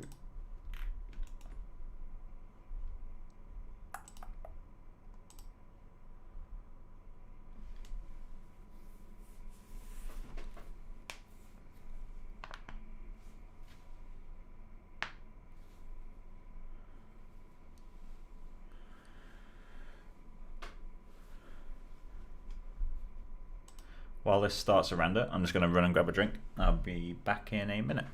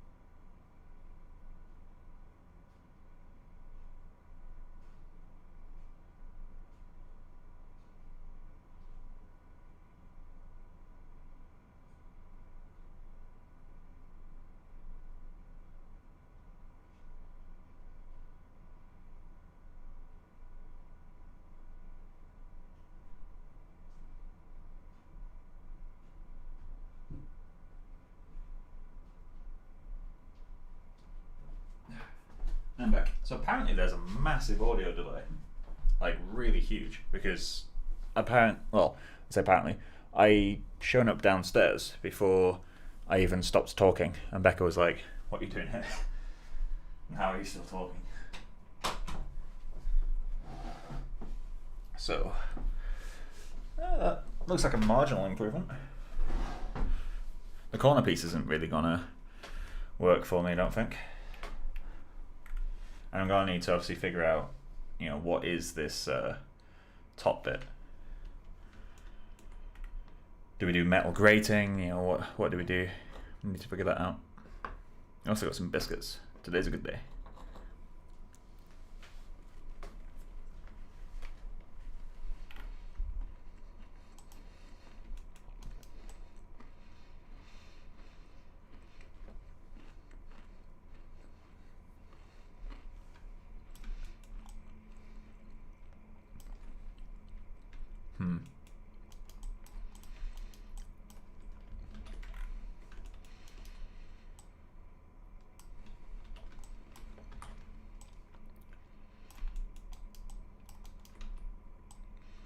So the problem I've got with just scaling these pieces like this is that you end up destroying the bevels, so the bevels get a lot tighter. So one thing that is worth doing on occasion, if you have to scale something to like half the size but it's got bevels on it, is just delete some edge loops out. Oh, I need to, there we go, do that there as well. And then rather than scale it, just pull them together. So that way you're maintaining the size of your bevels.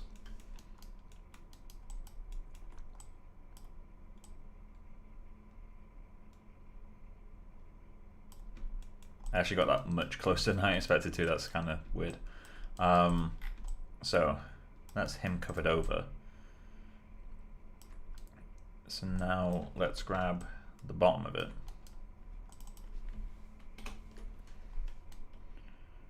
And just pull that up.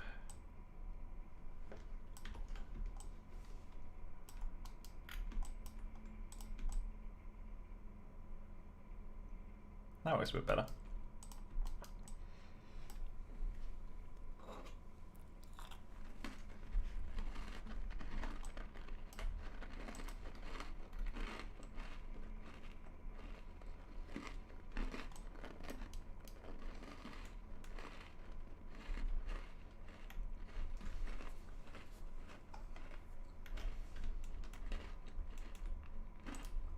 So the next bit,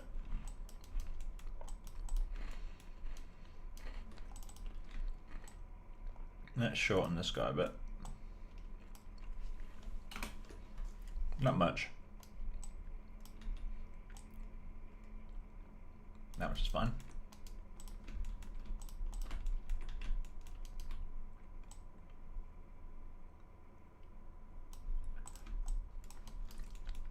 It'd be good to do like a curve that's slightly popped out, like that. Like maybe it didn't set properly or something. That might be a bit much though. And it's got two shape nodes. So let's get that rotate and set that to about half, just shy of half what it currently is. There we go.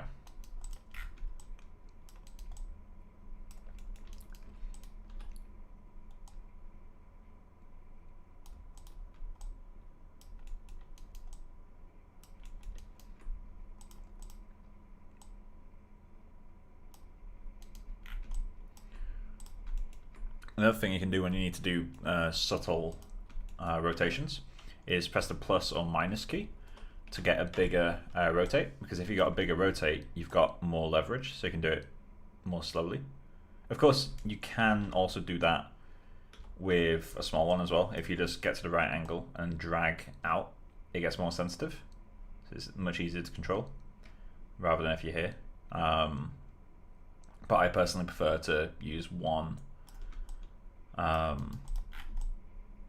Use just a larger thing. Works better for my kind of tastes. Cool, so we've got that in place. I need to figure out what I'm doing for the ground behind here. Like, I really want to do grass, but at the same time, I'm not entirely convinced it's going to work for me. Okay, so let's just quickly put a cube around this guy.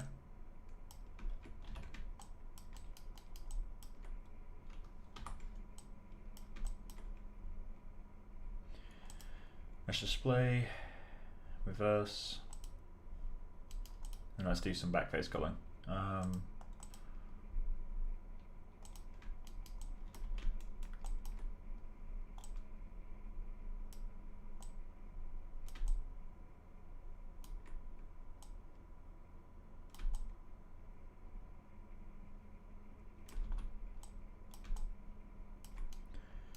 And then let's just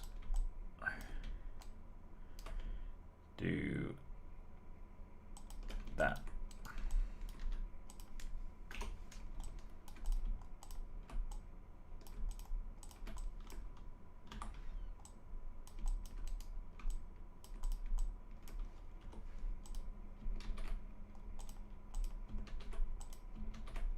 Cool.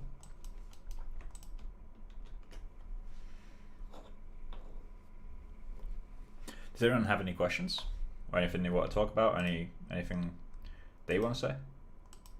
Suggestions for the project or suggestions for how I'm going to do stuff potentially? That'd be cool. Oh, I've placed the fucking curb right behind his leg.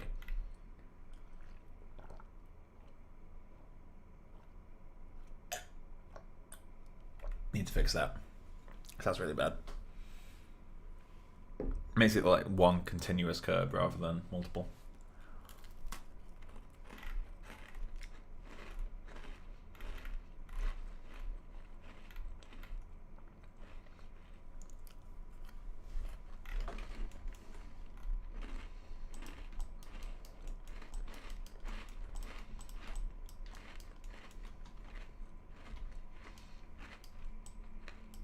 I hate myself for what I'm about to do.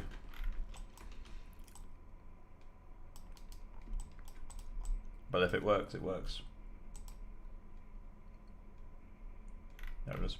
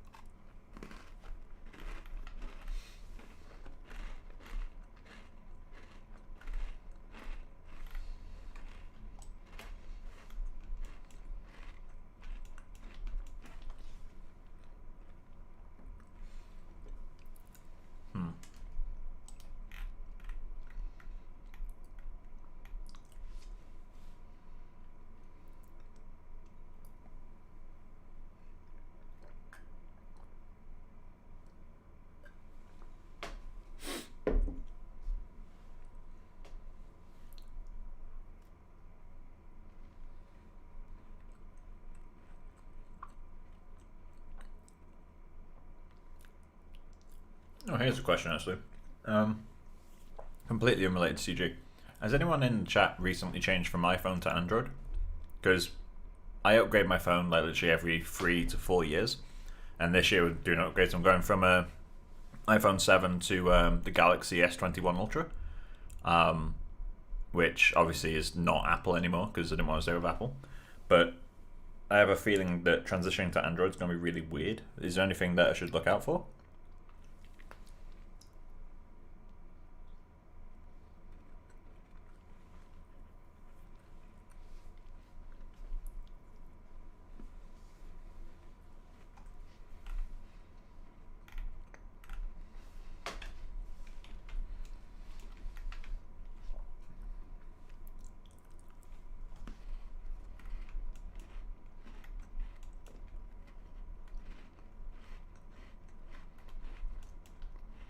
Too much forehead on this, isn't there?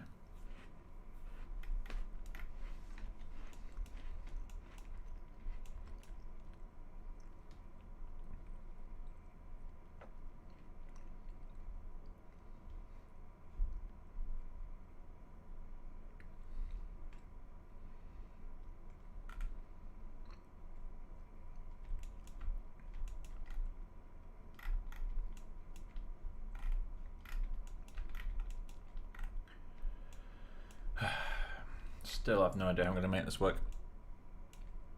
Maybe have some hair drooping out the wall.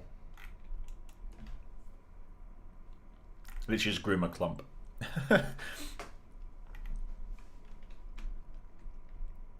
One thing that was suggested, which actually I might just quickly do in Critter now. One thing that was suggested is kind of a cool idea, is to have it feel like a mass of monsters, like here, so that the image fades like as a gradient towards black. But one thing I was thinking of how I could do that, well, they suggested have it fade towards black, if I remember correctly. But one thing I could do is have like a plane just off screen, which obviously we can't see me drawing, but a plane just off screen with a bit of fur come off it, so that you'd naturally get like a, you know, fade towards black as it gets to the edge. I don't know, like something like that could be quite interesting.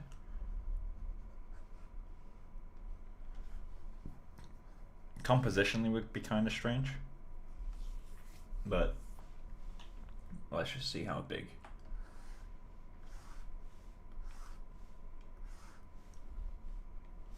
Oh, could be kind of interesting.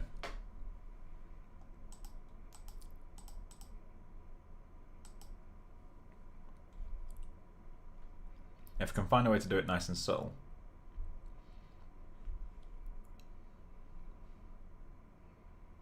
Definitely going to go with 8 eyes down here.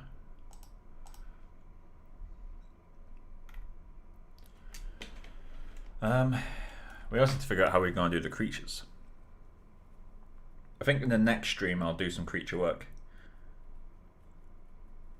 I guess to finish off this stream I may as well quickly do the note I got on the third direction.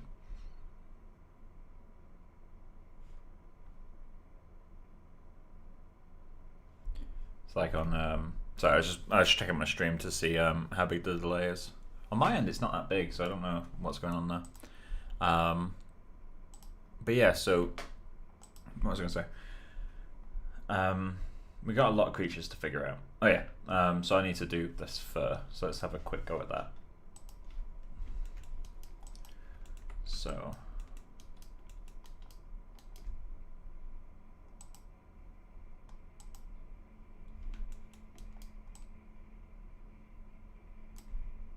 where's all the hair gone? Oh.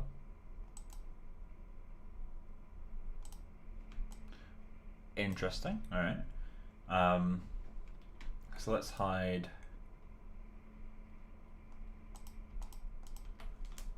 these guys.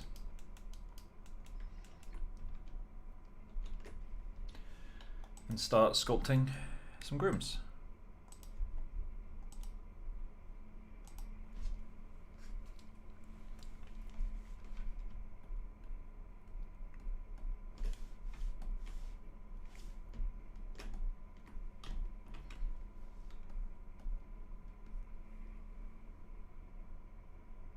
Would be nice to see some dandruff and wants to say, oh, fuck off, man.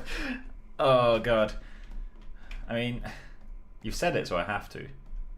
It's technically not difficult. Yeti actually makes that really easy. You can instance geometry onto hairs. So it wouldn't be difficult. It's more just a case of, like, more shit to render, you know?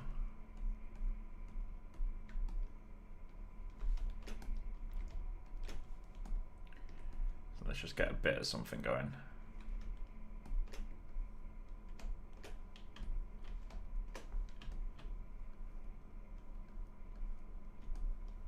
Have that completely dropping down.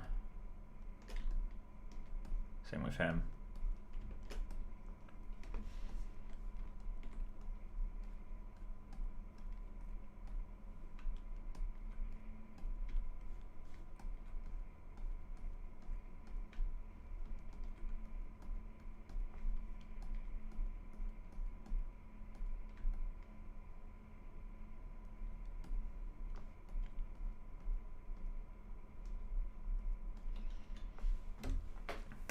Let's see how that looks.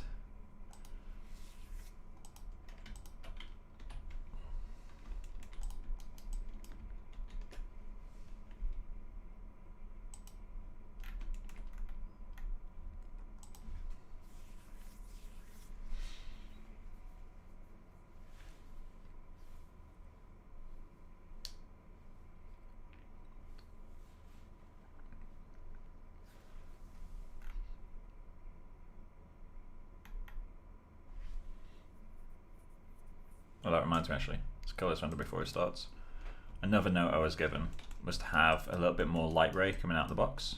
I don't think they realize it actually has some on it, but that's a sign that we need more, really. So let's get some box glow. Is that one? That is that one. Oh, volume is fully affected. Huh.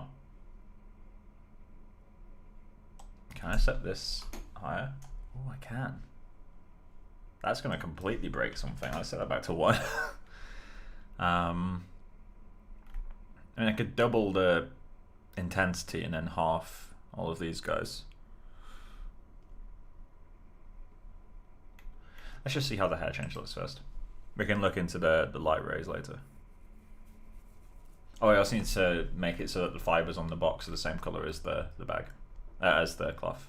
And the other last thing I need to do is to get some splinters on the box, because I posted it to CG Grooming Artist, and my old head of department for when I was in Groom said, "Oh, you didn't groom the." I joked about having like put Groom on every available surface. He's like, "Well, you didn't do splinters on the wood with Groom," so it's like, "Oh fuck, kind of got to do that now."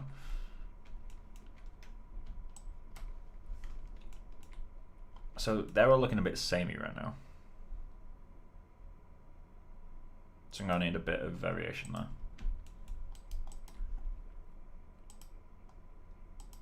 Oh.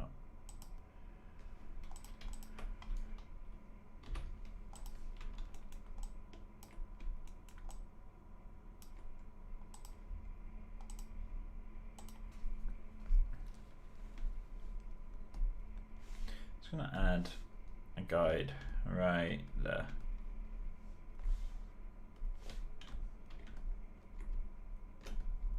I'm going to use that guide to create some craziness.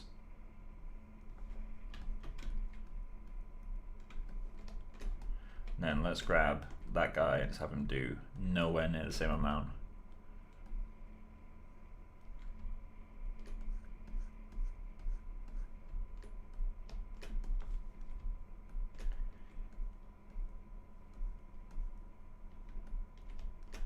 There we go. That'll feel a little bit more chaotic now. A little bit less samey.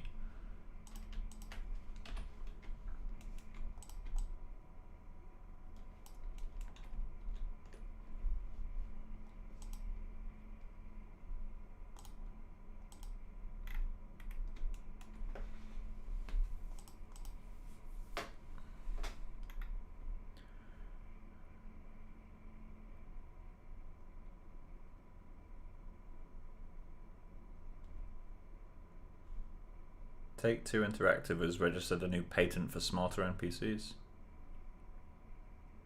Huh. That's cool. Didn't even know you could get a patent for that.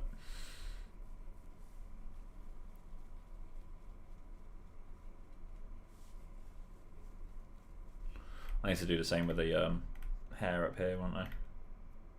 That's looking a bit better now. Bit less samey. Bit less samey.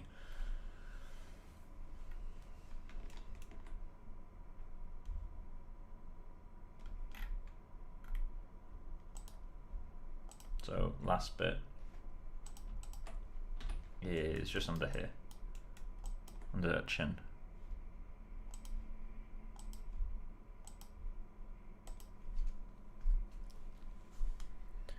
I'd love some matted sticks.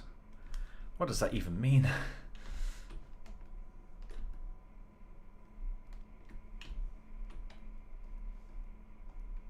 Something like that.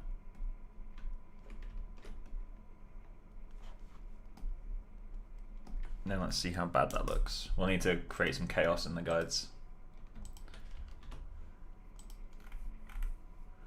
Well, that might work.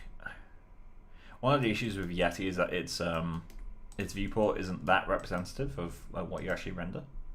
Like, yeah, the geo is 1:1, but because of the way it shades, you can't really see what you're doing.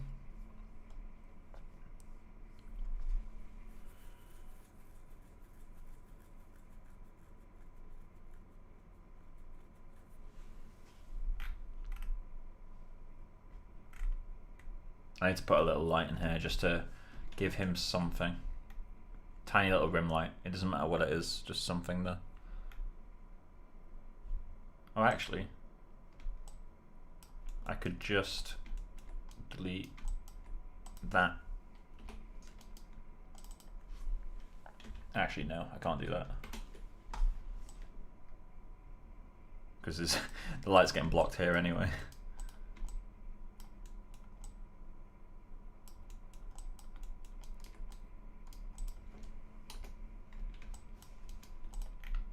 Let's do some impossible lights. Let's put a little thing there. Mesh has exported with 0 shading groups. Delete the history and a few edges. And try again. There you go.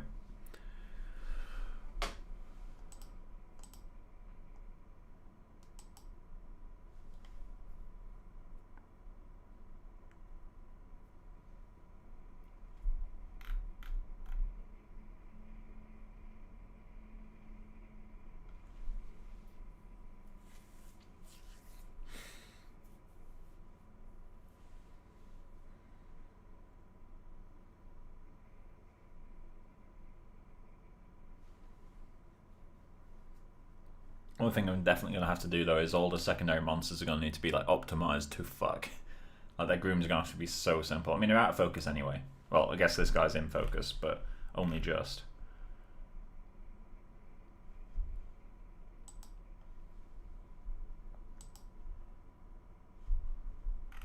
Come on.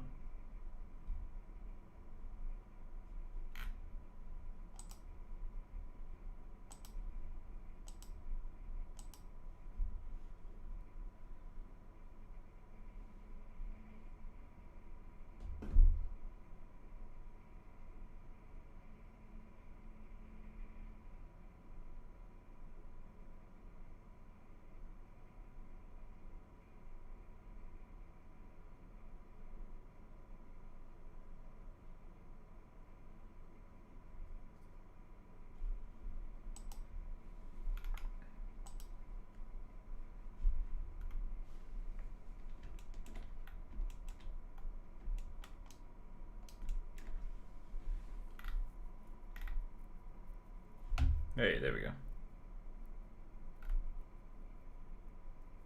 Okay, so that looks a bit weird. A bit too bright in there now.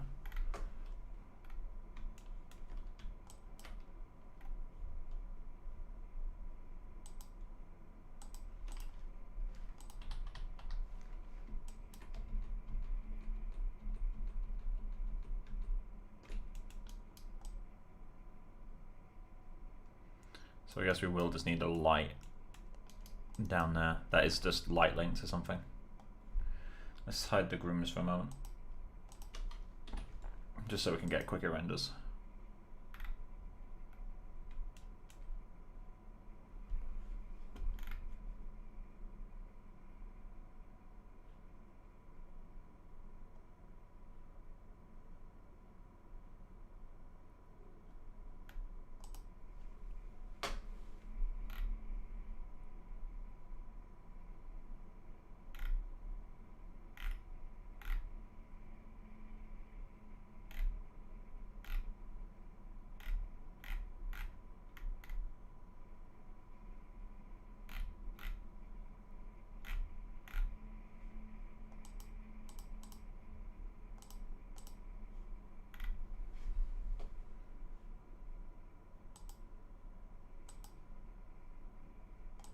Jesus Christ, I have to run update full scene every time now.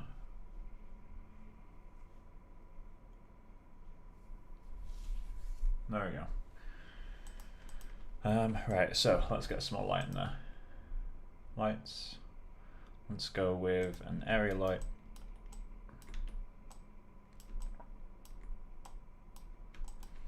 Let's go backface color. And it's only a little subtle light, but we just need something here basically.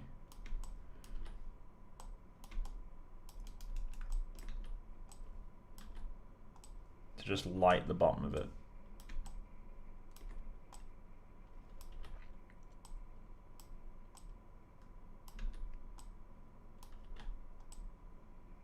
type of a point in the light the right way, right?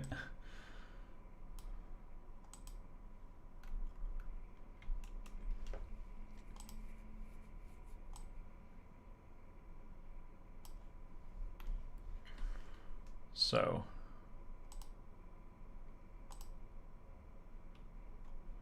let's go with temperature.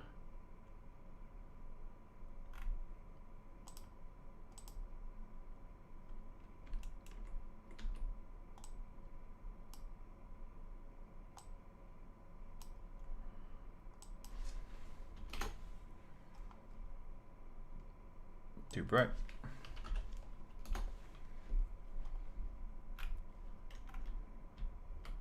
So I just feel like that feels better than that. Just creates a little bit of separation. Once you got some reflective eyes in there, I will need to do some much nicer light linking, I think, but this gives something much better feeling in my opinion.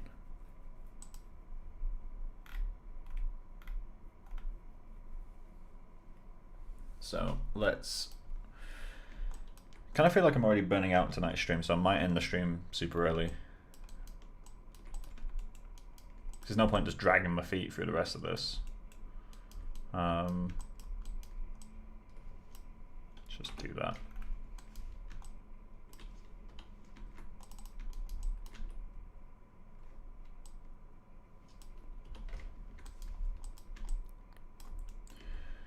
So let's get the grooms visible.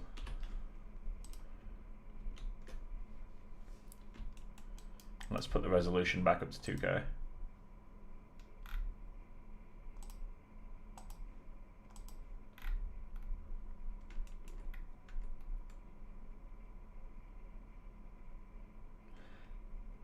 Yeah, we definitely need to change pose, because now that this doesn't create a triangle anymore, this feels more interesting. Whereas as soon as it's got the groom on it, it doesn't work as a pose. It's quite an easy thing to fix, to be honest, but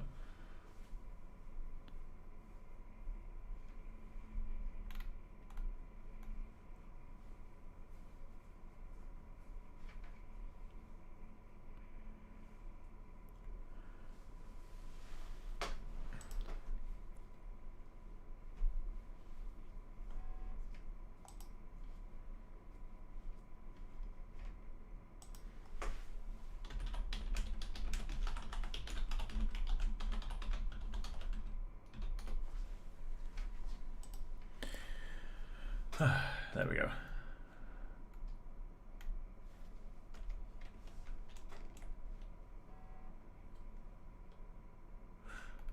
I feel like I should technically throw in a little light here. Oh, he's fucking Right. I'm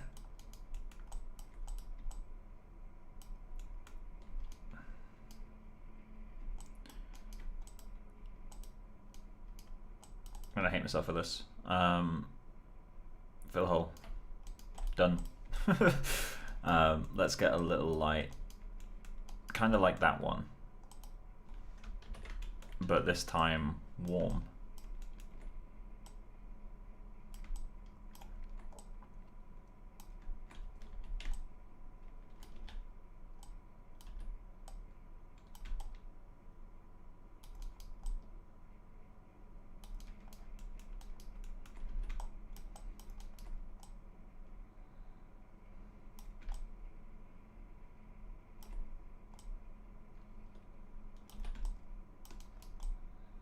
This might be another one that needs cheating. Well, actually, maybe we can put it up there instead.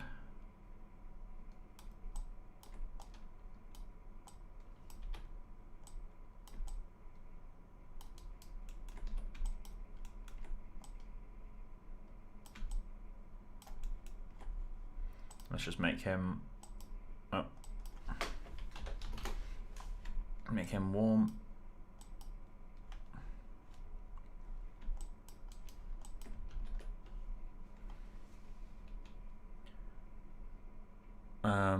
The Arnold export is so oddly slow. It's because I've got millions of hairs.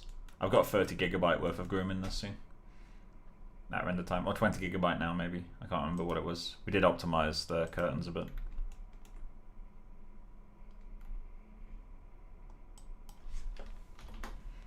check.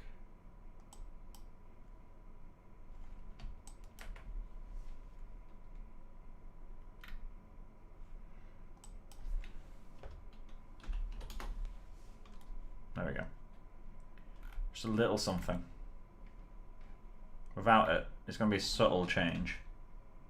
This looks a bit more flat. That feels more interesting to me. It feels warm. Which isn't necessarily what we want, but it's something.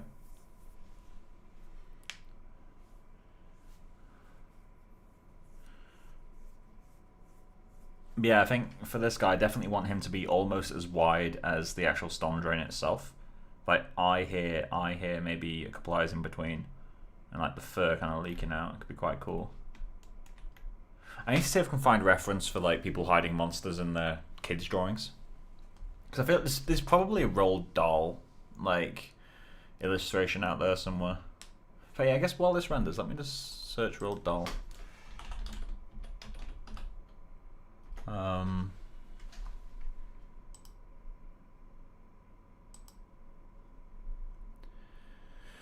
Roald Dahl monsters.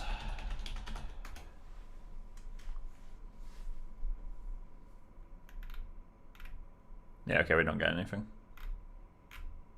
Obviously, I can always look at John Kenn Mortensen, the guy who made the thing I'm working from. Let's have a quick look. See if there's anything of his that could be good inspiration for hiding monsters in places. It's kind of cool, but it's not really what I'm doing.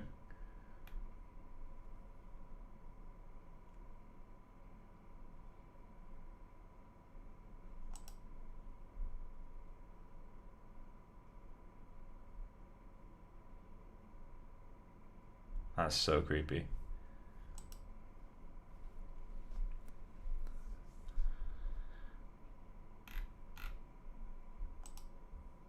Yeah, it's like this kind of vibe. Oh, that's creepy.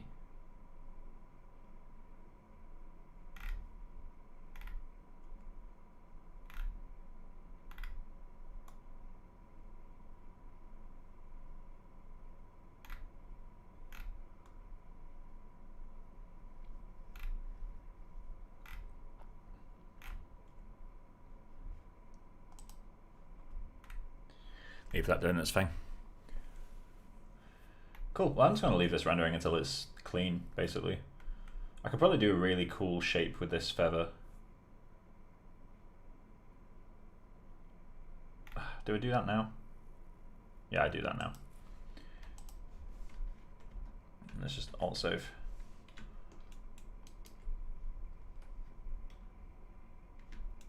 And then let's turn off. Well, I guess we need to hide these anyway. Then turn off backface culling. So let's just super quickly do some hair stuff, because I don't want to get too lazy.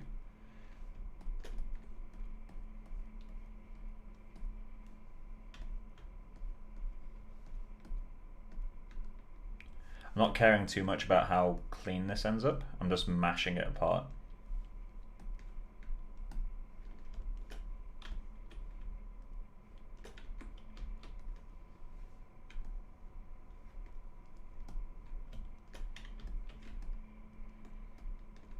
We can judge how it looks later.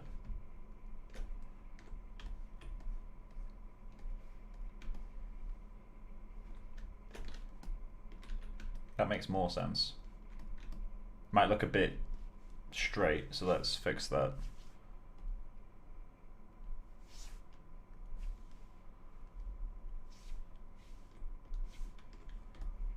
So let's get you and do that. Let's get you and do that. Let's get you and do that. That will look a little bit less boring now. No idea how well it will work.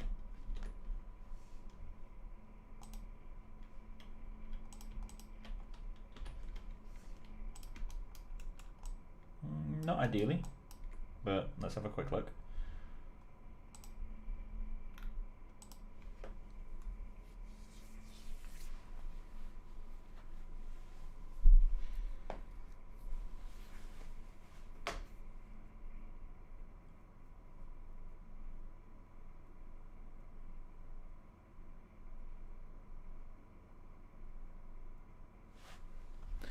actually kill it before it starts. Update full scene. There's an advantage to doing update full scene, which is when you do it, it starts like a regular render. So I can change stuff in the scene and it won't update. Obviously, you can just click this button as well, but I'm too lazy to do that, but somehow not lazy enough to take an actual shortcut. It's weird.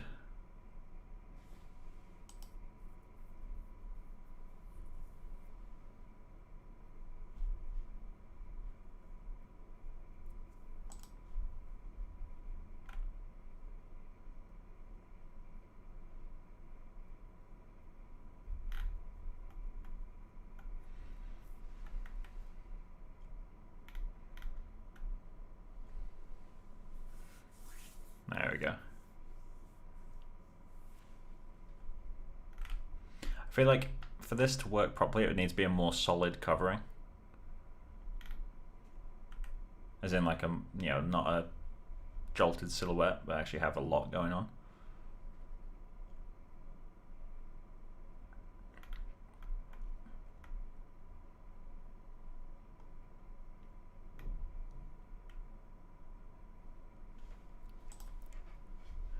Either way, I'm going to leave that to clean up in the background. I'm going to end the stream here because I'm kind of burning out quickly. So I'm going to, obviously, you know, tomorrow's Wednesday, so I won't be streaming tomorrow anyway. But I'll have tomorrow to kind of think about what I'm going to do, because I do definitely like the new direction of the project. It's more just a case of, okay, but how the fuck do I do it? And like, what order of steps do I go through? Because there's a lot of things I'm going to have to do here, which I've not done before.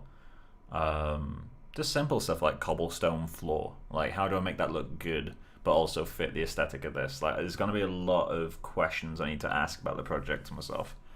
So I'll figure all that stuff out. But yeah, I'll post this on Facebook. Any of you have me on Facebook, which I assume most of you do. I'll post this on Facebook when it's clean, about 11 o'clock probably. And yeah, well, that's it for today's stream. I hope you've enjoyed it, at least at some point, or at the very least learned something. But yeah, so that's it for today, and I'll see you guys again on Thursday, hopefully. Enjoy the rest of the evening, guys. Bye-bye.